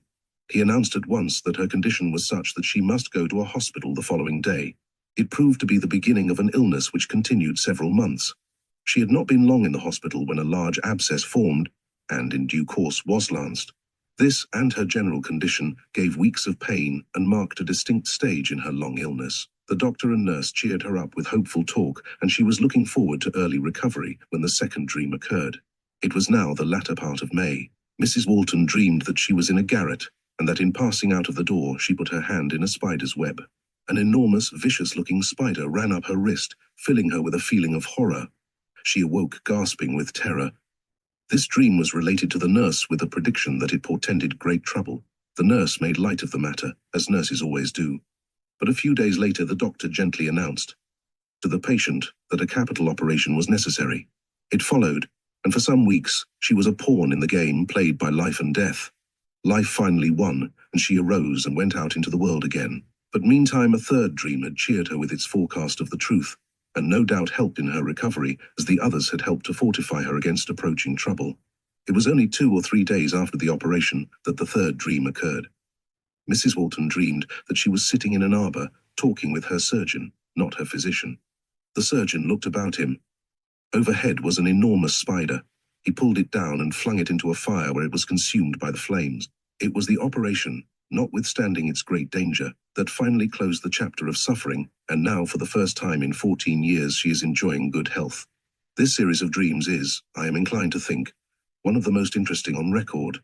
A little careful study of its details will reveal to the student of dream law a better understanding of the watchfulness of the ego over the personality, and will indicate the extent to which helpful impressions would be received by everybody if they were more sensitive to them. While the more tragic things of life are usually the subjects of premonitions, there are, of course, exceptions to the rule. Sometimes, when apparently the astrophysical conditions are most favorable, commonplace things may be impressed on the brain and be clearly retained in the waking memory. It may occasionally descend from the commonplace even to the trivial, but instances in which only the ordinary drama of life, and that at least devoid of tragedy for the dreamer himself, is outlined in its immediate future are fairly common. A case of this kind occurred recently in an eastern city. In June 1916, a lady residing near me received a letter from Robert Donovan of Brooklyn, NY, describing a premonitory dream. Mr. Donovan has an intimate friend whose profession is teaching. His family consisted of his elderly parents and a sister. The sister did the housekeeping and looked after the parents during the absence of her brother, who went daily to his school. He was expecting to be married in the near future, and this was well known to his friends. One night in March 1916, Mr. Donovan dreamed that he was in conversation with his friend, the teacher, who told him that he would be married on May 20th. In his dream, Mr. Donovan glanced at the calendar and, observing that May 20th came on Saturday, remarked that it was an unusual day for a wedding. "Why don't you wait till the school term has closed?" he asked his friend. The teacher replied that he could not do so, but if he gave any reason, the dreamer could not remember it. In the morning, he related his dream to his mother, who laughed at its improbability. 2 weeks later, the teacher's sister fell dead, and a difficult situation presented itself. There was nobody to stay with the parents while the teacher was absent. In this emergency, the date of the marriage was advanced, and the teacher wrote Mr. Donovan that, as the result of the unexpected developments and of his professional engagements, the wedding would take place on Saturday, May 20th. While the ego is undoubtedly responsible for most of the premonitory dreams, there are apparently cases in which the forecast of the future may be communicated by some entity of the ethereal regions. There are also on record some cases which appear to indicate that when the ego is unable to impress the lower mind, the information is indirectly conveyed through another person who can be impressed. And it would appear that this sometimes occurs when there is nothing more important to be revealed than an impending set of circumstances which may cause disappointment and great annoyance, the distress of which may be somewhat softened by the knowledge that it is inevitable. Much has been written about dreams which have enabled students to find the solution of perplexing mathematical or other problems. Many stories are told of inventions, poems, and musical compositions coming from the dream state and being written out immediately upon awakening.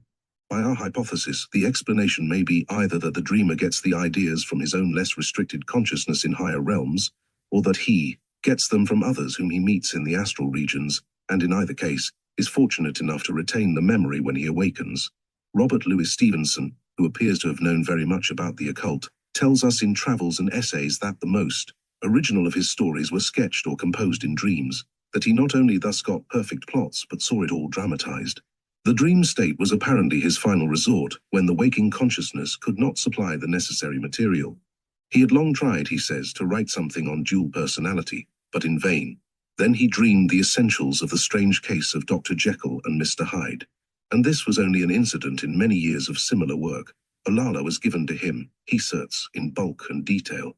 He says that he merely added the external scenery, and that the moral itself of the story came in the dream. In what degree the ego, with marvelous grasp of the verities of nature, might illuminate the lower mind, and to what extent premonitions would warn us and guide us if we were all highly sensitive and responsive to the delicate vibrations sent down into the physical brain, it is impossible to guess. The evidence furnished by the many well-authenticated cases of premonitory dreams certainly indicates that the ego is continually endeavoring to impress ideas and facts upon the lower mind, but usually with no very great success. Chapter 6. Memories of astral experiences excluding the trivial and fantastic dreams, those which are automatically produced by the physical mechanism of consciousness. By far the larger part of the remainder are the memories of astral experiences. Premonitions and also the dream, if it may properly be called a dream, in which the lower mind is impressed with some truth of nature not previously understood, naturally constitute a very small proportion of dream activities. Dreams, which are the memories of what one has seen and heard and said and done in the astral consciousness during the time when the physical body sleeps, are greater in number because they represent the ordinary affairs of life. Such dreams may come to any person who has attained that point in human evolution where the mind and emotions are fairly well controlled. The conditions are then present that render a recollection of the astral experiences at least possible, but it must not be forgotten that there must be a necessary combination of physical, astral, and mental relationships that permit the vibrations of the astral matter to register themselves in the physical brain. It therefore commonly happens to the person who has reached the stage where he is conscious and active in the astral realm at night that he only occasionally recalls the experiences through which he has passed. When he attains this stage of his evolution, however, he will seldom, if ever, experience the old order of confused dream due to the senseless automatic activity of the physical brain. On the contrary, he will very probably have no dream memories at all upon awakening in the morning, except upon the infrequent occasions when he brings through a recollection of the astral experiences. The frequency of this increases as his evolution proceeds, and he ultimately remembers all the astral experiences, a gratifying result that can be greatly hastened by giving studious attention to the matter. If we put aside the effort from the material side to bring back the memory and consider the matter in its relationship to the average person, then we may say that in premonitions we have a class of dreams that represents the direct efforts of the ego to impress the lower mind, while in dreams that are the results of astral experiences, we have the memories which float through simply because, so to speak, all the intervening gates happen to be open at the same instant. As more and more facts about dreams are collected, the hypothesis here invoked to explain them will become stronger. Occasionally, somebody has a unique dream that throws new light on the true nature of the dream state. In his lecture on Shakespeare, Robert G. Ingersoll relates the following dream. I once had a dream, and in this dream I was discussing a subject with another man. It occurred to me that I was dreaming, and I then said to myself, if this is a dream, I am doing the talking for both sides. Consequently, I ought to know in advance what the other man is going to say. In my dream, I tried the experiment. I then asked the other man a question, and before he answered, made up my mind what the answer was to be. To my surprise, the man did not say what I expected he would, and so great was my astonishment that I awoke. What Colonel Ingersoll remembered as a dream was probably an actual conversation. Had he been familiar with the idea that while the physical body sleeps, the consciousness functions through a subtler body, he could not have been surprised at the actual conversation in which the other man furnished his own ideas as he would do in the physical body. His memory of the incident on awakening was evidently a confused blending of the astral experience and his physical ideas of what dreams are. In Chapter 1, the difference between sleep and death was discussed, and the freedom of the soul, or consciousness, in ethereal realms while the physical body sleeps was pointed out.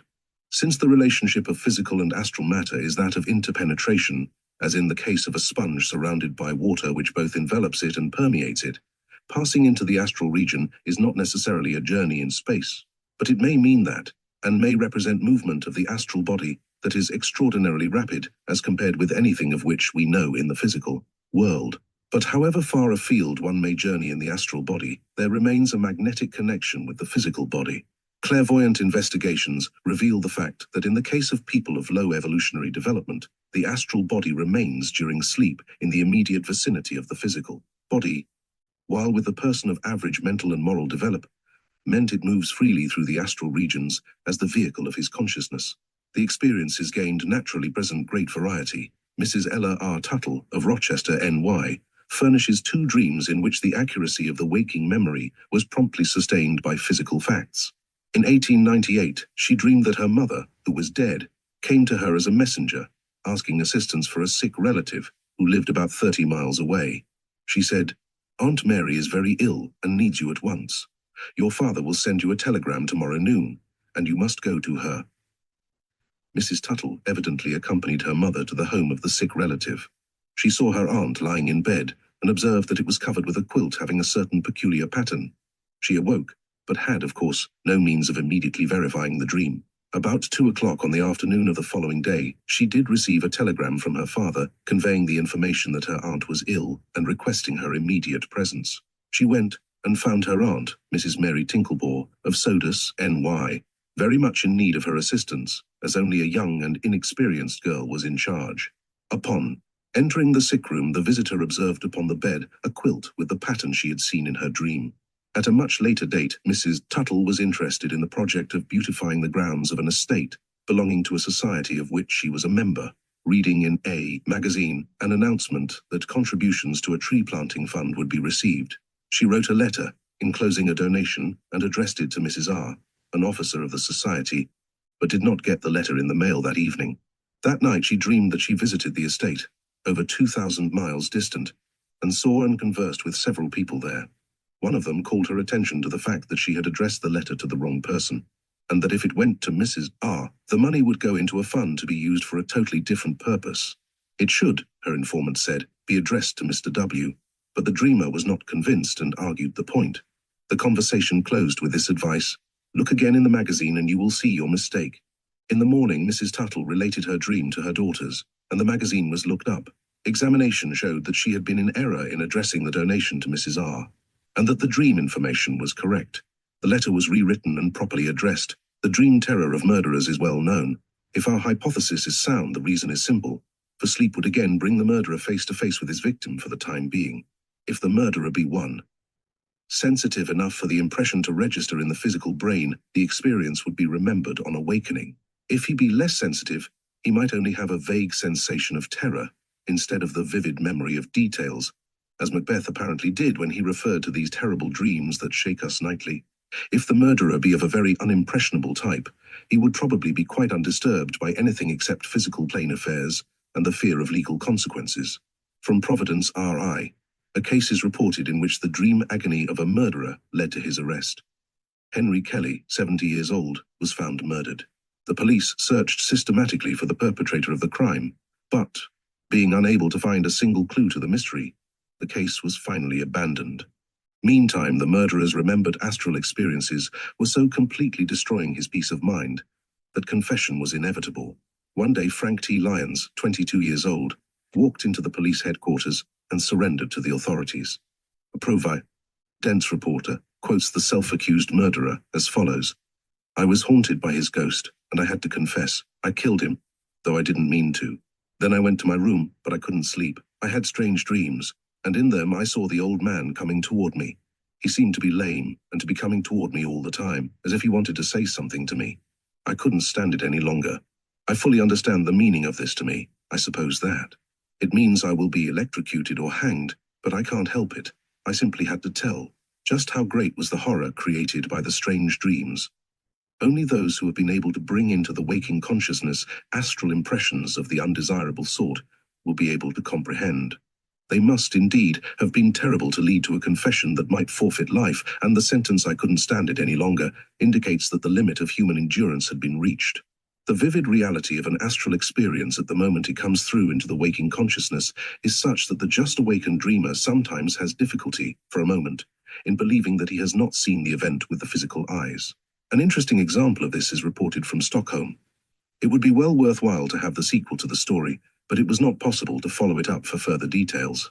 A press dispatch sent out from Stockholm under date of September 29, 1915, tells the story. The identification of a murderer by a man who never saw the prisoner, but who claims to have seen the murder committed in a dream, will be attempted by the local police department just as soon as General Bjorn, who is now critically ill in the west of Sweden, is strong enough to look at the photographs of the anarchist who assassinated his friend General Beckman on the night of June 26th, at the very hour that the crime was committed, but many miles from the scene of it. General Bjorn, raving in delirium, saw, in a fever-inspired vision, his old friend shot down in a street in Stockholm. Suddenly he shouted, "Drop that, you scoundrel," and then the shots are exploding. When the nurse sought to calm him, he became angry and tried to spring out of bed. "Can't you hear?" he cried. "Can't you see the smoke? They have murdered General Beckman. Don't you see the blood on the street?" He raved all night, but at daybreak grew calmer and slept an hour. When he woke, he said, "You will find that General Beckman has been murdered. I am sure of it." He even described the crime in detail. At 9 o'clock, the papers arrived telling of the assassination of General Beckman. Another case in which the details of what is occurring elsewhere are vividly remembered is reported in the Daily Telegram of Portland, Oregon, of July 2nd, 1916. As he lay dreaming that his brother was dying and that he was vainly trying to restore him, M.E. Lillis, member of the Portland Police Bureau, was awakened by the persistent ringing of the telephone in his home, 565 Hoyt Street, this morning. When he awoke and answered, the word came over the wire that his brother, William P. Lillis, special agent of the Portland Railway, Light and Power Company, had died unexpectedly at Seaside at an early hour. When Lillis left for his vacation at Seaside about a week ago, he was in excellent health, although his constitution had been somewhat weakened by a severe attack of la grippe. It is believed that heart trouble, due to the grippe, was the cause of death. The body will be shipped to Portland today, and funeral arrangements will be made this afternoon. 3 dreams by 3 people on the same night, and presenting the same details in practically the same language, led to the famous Sutton investigation case at Annapolis. The first chapter of the story is told in a press dispatch from Portland, Oregon, the home of the ill-fated lieutenant's parents, under date of August 11th, 1909. It reads, 2 nights after the tragic death at Annapolis of Lieutenant James M. Sutton of the United States Marine Corps, each of 3 women had a dream in which the young man appeared before them and informed them that he had been murdered. The son of a gun sneaked up behind me and struck me on the back of the head. The first I knew that I had been shot was when I woke up in eternity. That is the exact language used by the boy in the dream as he stood before each woman. The persons to whom the young man appeared in dream form are Mrs. J. N. Sutton, his mother, at the family residence in Portland, Mrs. Margaret S. Ainsworth, his aunt, on her farm in Wasco Company, Oregon, and Miss Rose Sutton, his sister, who was then on an Oregon short-line train speeding to Annapolis. Each woman had the dream Tuesday night, October 15th, 1907. Young Sutton died about 1 o'clock Sunday morning, October 13th, 1907. With this triple corroboration, the mother of the dead lieutenant determined to clear her son's name of the suicide charge. Nearly 2 years passed before she finally had the satisfaction of appearing before the Court of Inquiry and hearing Dr. Edward M. Schaffer, formerly coroner in the city of Washington, testify that in his opinion, as an expert, it was quite impossible that Lieutenant Sutton could have fired into his own head the bullet that killed him. After the first dream, and before the official inquiry was held, the mother had other dreams.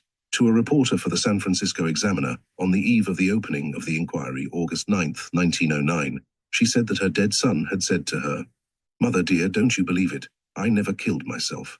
They beat me to death and then shot me to hide the crime. He told me how they laid the trap for him, how he walked into it, how one of them grabbed him to pull him out of the automobile, how they held him and beat him about his forehead being broken, his teeth knocked out, and the lump under his jaw, and how when he was lying on the ground someone kicked him in the side and smashed his watch.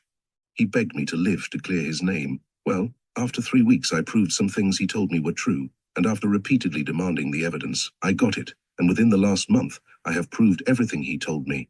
An instance in which medical aid was given on account of a dream was told me by Dr. J.S. DeVries, now residing at Fremont, Nebraska, in the year of 1898. He was practicing his profession in Fontanelle, Nebraska, and had among his patients the little daughter. Practice, came home one evening, and retired much exhausted. He had seen his little patient at noon the previous day, and was intending to call again at the same hour on the following day. After sleeping a short time, he awoke with an uncertain memory of imminent danger to the little girl, who was afflicted with scarlet fever. While the details were not clear, his apprehension was great, and he felt an irresistible impulse to go to her immediately. Notwithstanding his physical exhaustion and the complete absence of any tangible evidence that he was needed, he nevertheless ordered his carriage out and drove rapidly to the farmer's home. He arrived at midnight and found the household in commotion, the child exhibiting alarming symptoms, and a messenger just ready to leave to summon him. Attention has already been called to the fact that one whose physical body is asleep may, in his astral body, visit places at a distance. If his friends are asleep at the same time, he may be with them astrally, although their sleeping physical bodies may be hundreds of miles apart.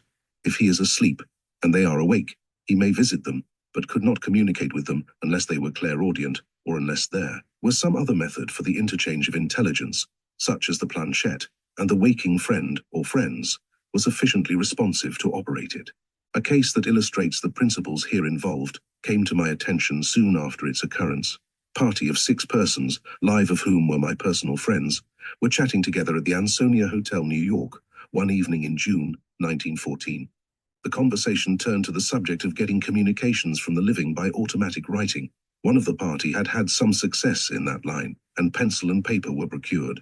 Mr. S. thought of Mrs. T., who had sailed for England 3 days previously, and would therefore be somewhere in mid-ocean. It was then about 10:30 p.m. in New York, and would be well into the night in Mrs. T.'s longitude, and she would presumably be asleep.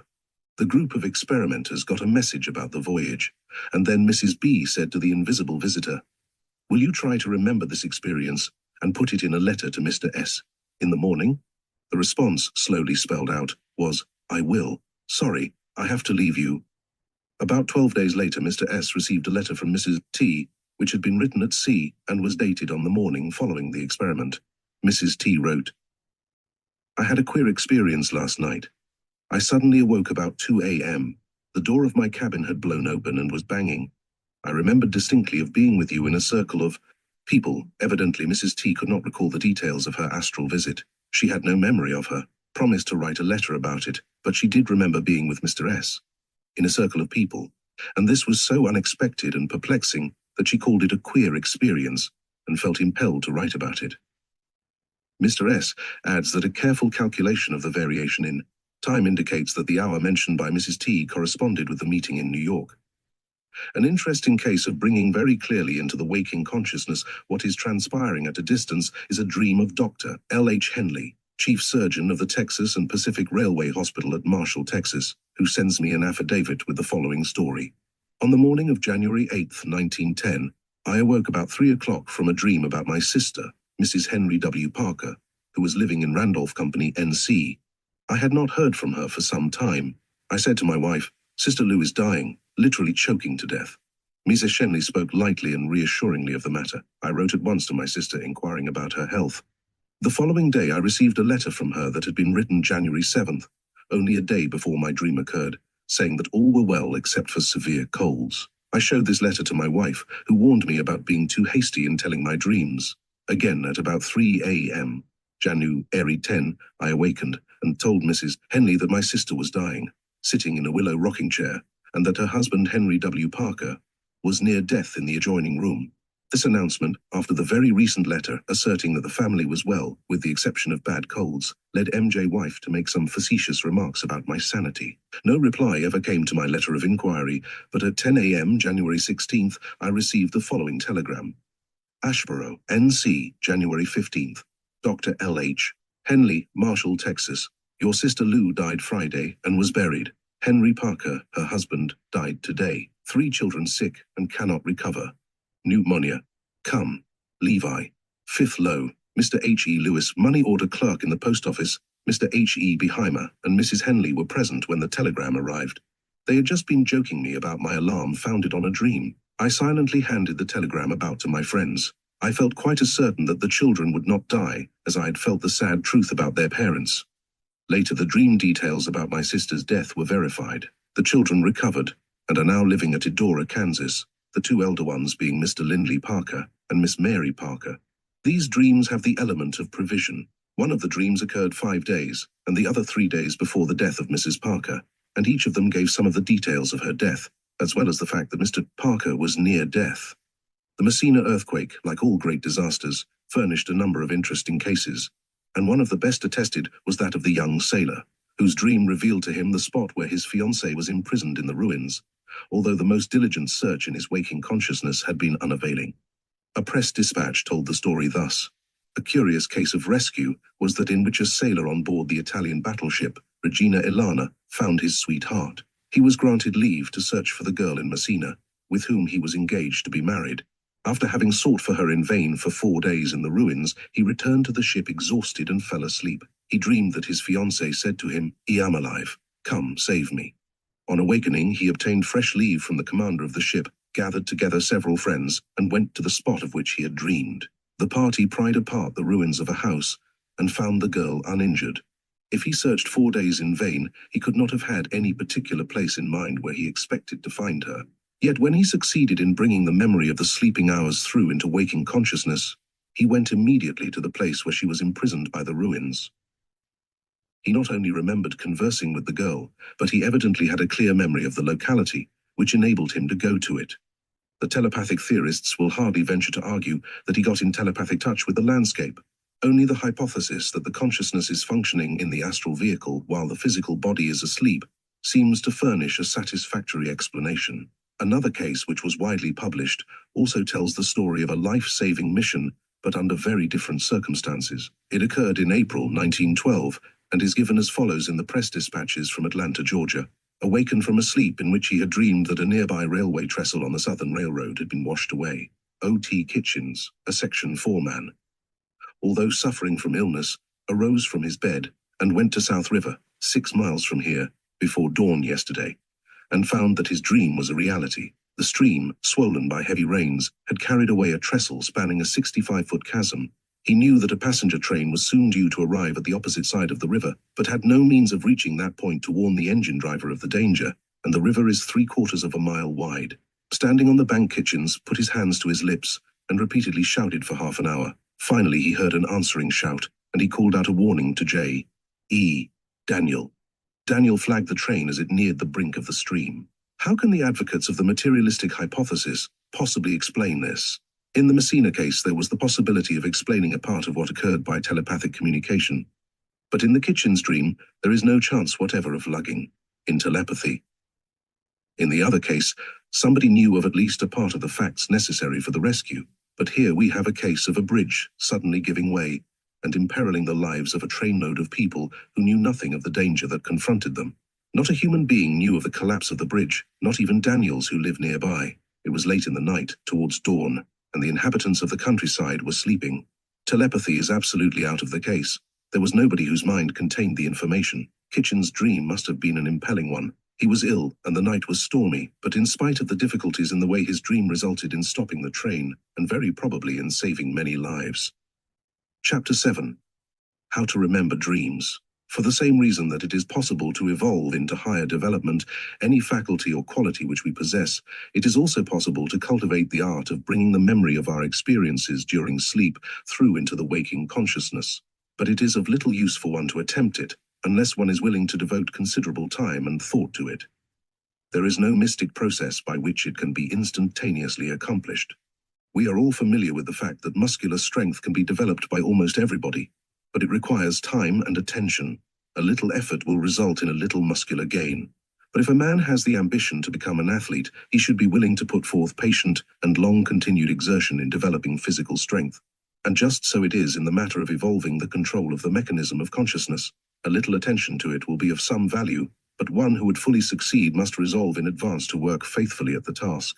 It seems to be the order of nature that, at the level of evolution represented by the average human being, the activities of consciousness in the waking state and those of the wider consciousness of the astral realm shall be separate existences. But as evolution proceeds and the lessons which can best be learned in the limited physical consciousness are largely acquired, the separating walls slowly dissolve, and ultimately the two states of consciousness are merged in one. When a person has evolved far enough for that happy consummation, he no longer sleeps in the ordinary meaning of the word. His physical body sleeps, but to his consciousness there is no period of apparent oblivion. He is conscious of lying down to sleep, conscious of his physical body lying on the bed as he moves away from it in his astral body, conscious of all that he sees and hears and does in the ethereal regions during the night, and conscious of his return to his physical body, when, in the morning, he takes it up for the activities of the material world once more. His advance in evolution has united the separated fragments that he has called days into a continuous whole, and night has ceased to exist for him, just as it would for one, if one could travel rapidly enough to keep always in sight of the sun. But that marks a fairly high stage in human evolution, and those who have reached it have evolved very desirable mental and moral qualities. The rest of us can at least approximate it, with the requisite effort, and can acquire a sufficient degree of control of the mind and the emotions to bring much more of the astral experiences into the daily life. Those who are willing to take the trouble, and who will be patient and persevering, can have personal proof of the truth of this. The first step is to control the process of thinking during the waking hours. Most people let the mind wander idly from one thing to another. The current of their thought is directed almost wholly by external things. When the mind is not thus stimulated to action, it is likely to get its initiative, quite unconsciously of course, from the mental activity of others in their vicinity, the vagrant thoughts which drift through the brain. Such passive indifference to mental control is fatal to the extension of consciousness. One must learn to think about what one is thinking, and acquire the habit of controlling one's thoughts. When one begins thus to turn the consciousness back upon itself, there comes the opportunity for the ego to make its influence felt in the lower mind. Gradually, the mind can thus be brought under control, and the connection between the two states of consciousness be strengthened. The truth in that is obvious. Every thoughtful person knows that much thinking about any subject brings knowledge of that subject. It is undoubtedly the natural order of things that the ego, which is the true self, is constantly endeavoring to impress the brain. Consciousness is exerting a steady evolutionary pressure, and the degree of success must necessarily be dependent upon the stability of the lower mind. There are two ways in which the mind receives impressions during sleep, from within and from without. The former are from the ego, and the latter are the vibrations set up by contact with others' vagrant thoughts, or are the automatic action of the brain reproducing its own thought images of the day. If the mind is thus occupied, there is little probability that it will be susceptible to the unaccustomed vibrations from the ego. Only when, through thought control during the waking hours, the mind has become responsive to the higher influences, will there be anything from the sleeping state worth remembering. It then becomes possible for it to register the higher vibrations instead of initiating the lower ones. But mind control alone is not enough. There must also be control of the emotions. The waking thoughts and emotions have a powerful and determining influence upon the activities of the consciousness during the hours when the physical body is asleep. The trivial in thought and the gross in emotion are foreign to the ego and widen the gulf that separates the lower mind from it. The work in hand is to establish the closest possible connection between the two, and success will depend largely upon the extent to which the daily life can be brought into harmony with the life of the ego. Therefore, serenity of mind and purity of emotions must be cultivated. While it is important to have this desirable state of mind maintained throughout the waking hours, there is perhaps no other moment of them all that is so essential to success as the instant of falling asleep at night. It seems that the last thought, as one sinks into slumber, has an influence out of all proportion to the time it occupies the mind. By it the trend appears to be given to the mental and emotional activities of the night. If the thought is a sensuous one, it seems to attract its gross affinities from its environment, and the mind becomes impervious to higher things. But if the mind is deliberately set upon a pure and lofty theme as one falls asleep, the channel is open for impressions from the ego which may be recalled upon awakening. If we reflect a moment upon the fact that there can be no memory of an astral experience unless the delicate vibrations of astral matter have made their impress upon the physical brain, we shall see at once the necessity for the most tranquil and favorable conditions in the lower mind. Worry, and all other forms of mental and emotional disturbance, should be absent. As the instant of sinking into slumber is important, so too that of awakening is another golden moment to be improved. We are then nearest to the conscious activities of the night, and it is the most propitious time for recalling them. The delicate traces of the astral vibrations are then at their best. But when the physical plane vibrations begin to sweep through the brain, the astral impressions may soon be obliterated. One may write on the smooth sand of the seashore, and it is perfectly legible at the time, but when the tide comes in the boisterous waves erase it, and not a trace remains. And so it is with the astral record on the physical brain. The vibrations of the workaday world ordinarily erase them unless they are the record of something that has deeply moved us.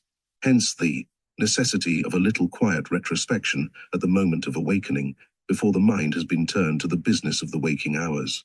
But while what we can thus recall will help to hold the memory of our astral activities, it is not usually sufficient to anchor it securely in the waking consciousness, and, Though we may have a vivid recollection when we first awaken, it is extremely likely gradually to fade out until, instead of being able to remember the event, we can only remember that there was something we wished to remember, while every detail of it has vanished in oblivion. Let the reader try the experiment, and he will soon discover that the instances in which he can remember throughout the day the dream incidents that were clear in the morning do not constitute the rule, but the exceptions to it. Now, it is not only the bringing through of the memory into the waking state, but also the retention of the memory that assists one in uniting the two states of consciousness.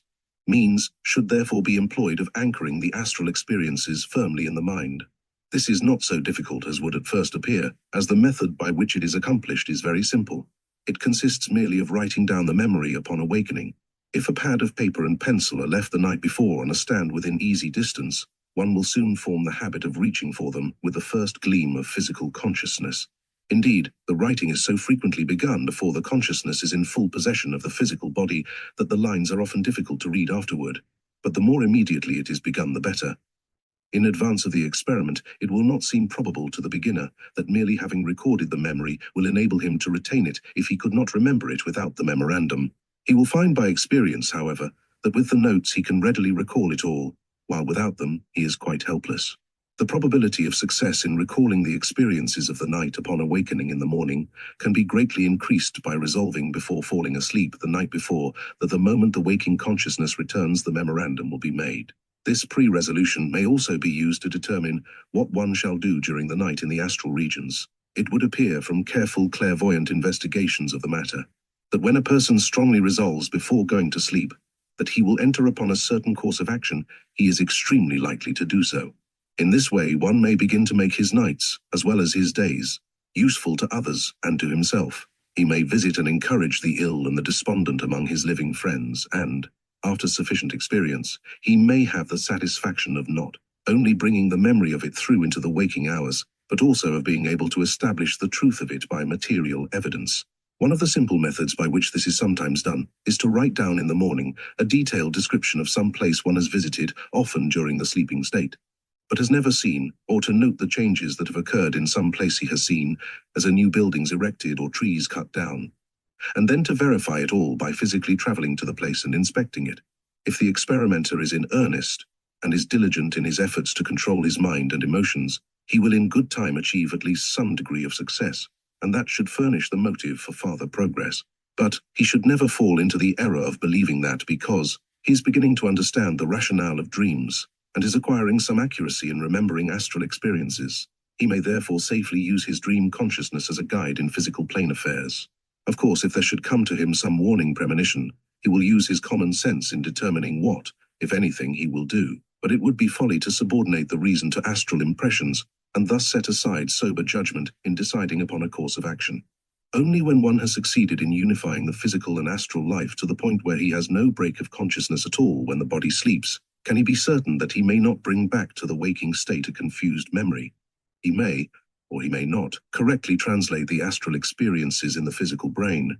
He may study the phenomena, and he may steadily extend the horizon of his consciousness, but since he cannot positively know whether his memory of a premonition is accurate until the event has occurred, it is obvious that he can only use it for what it may be worth as a suggestion.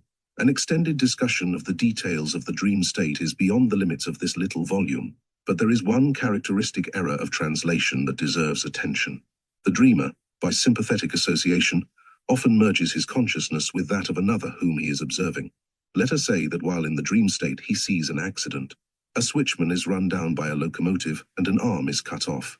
The dreamer, upon awakening, recalls the scene with himself as chief actor in the accident, and, as he remembers it, his own arm was severed.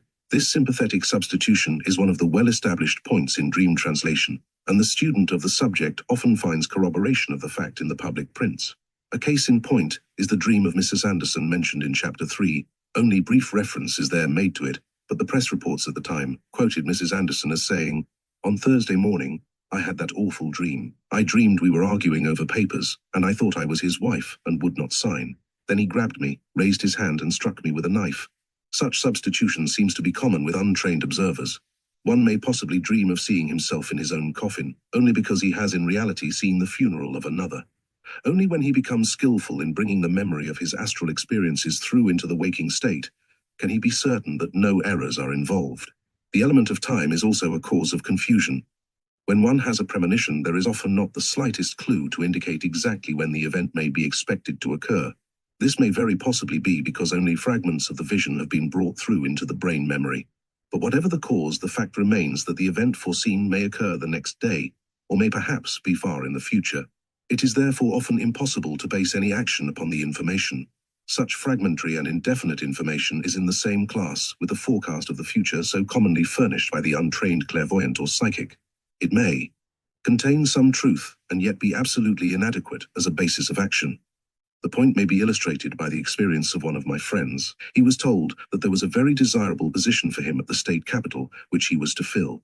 This information came to him at a time when his fortunes were at low tide, and he was much in need, not so much of a very desirable position, as of any employment at all that might be secured.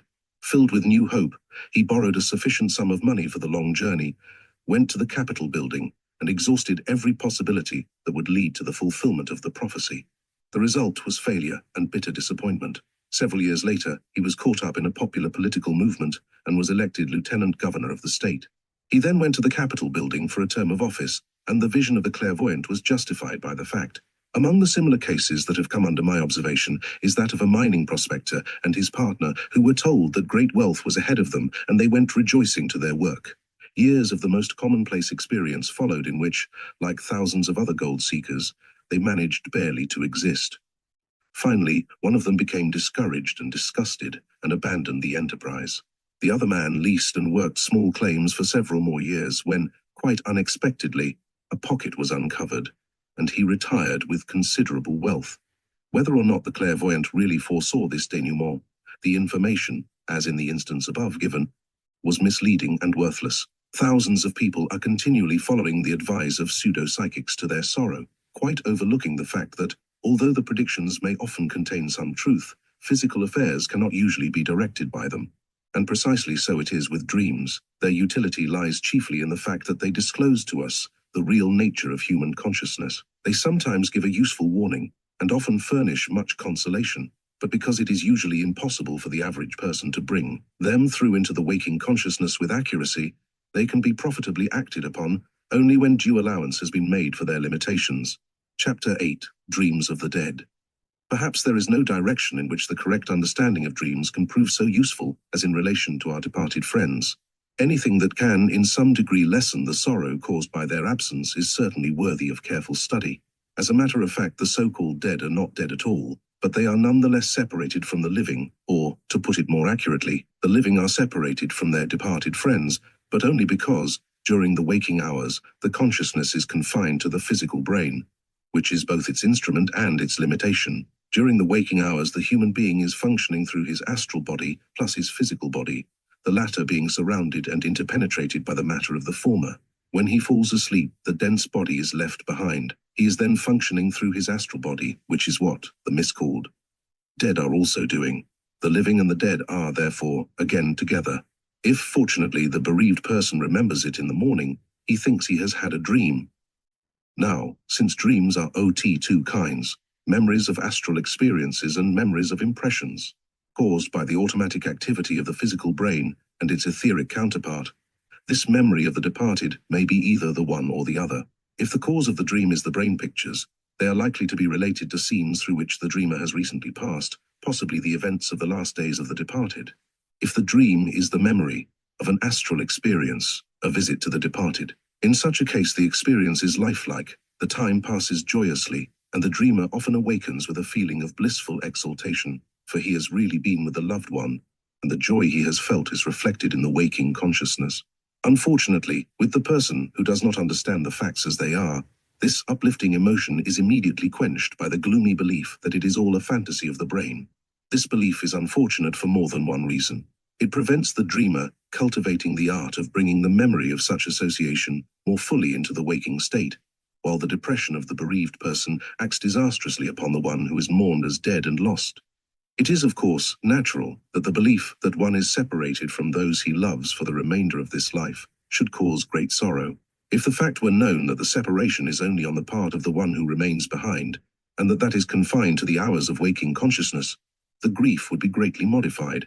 To know that whether we remember it or not, whether we dream or do not dream, we are always with the departed during the hours of sleep, if there is an attracting tie of love between us, would soon bring permanent serenity instead of the hopeless despair that is so common and so unfortunate for everybody concerned. Depressing emotions are bad enough for the living, but very much worse for those for whom they mourn.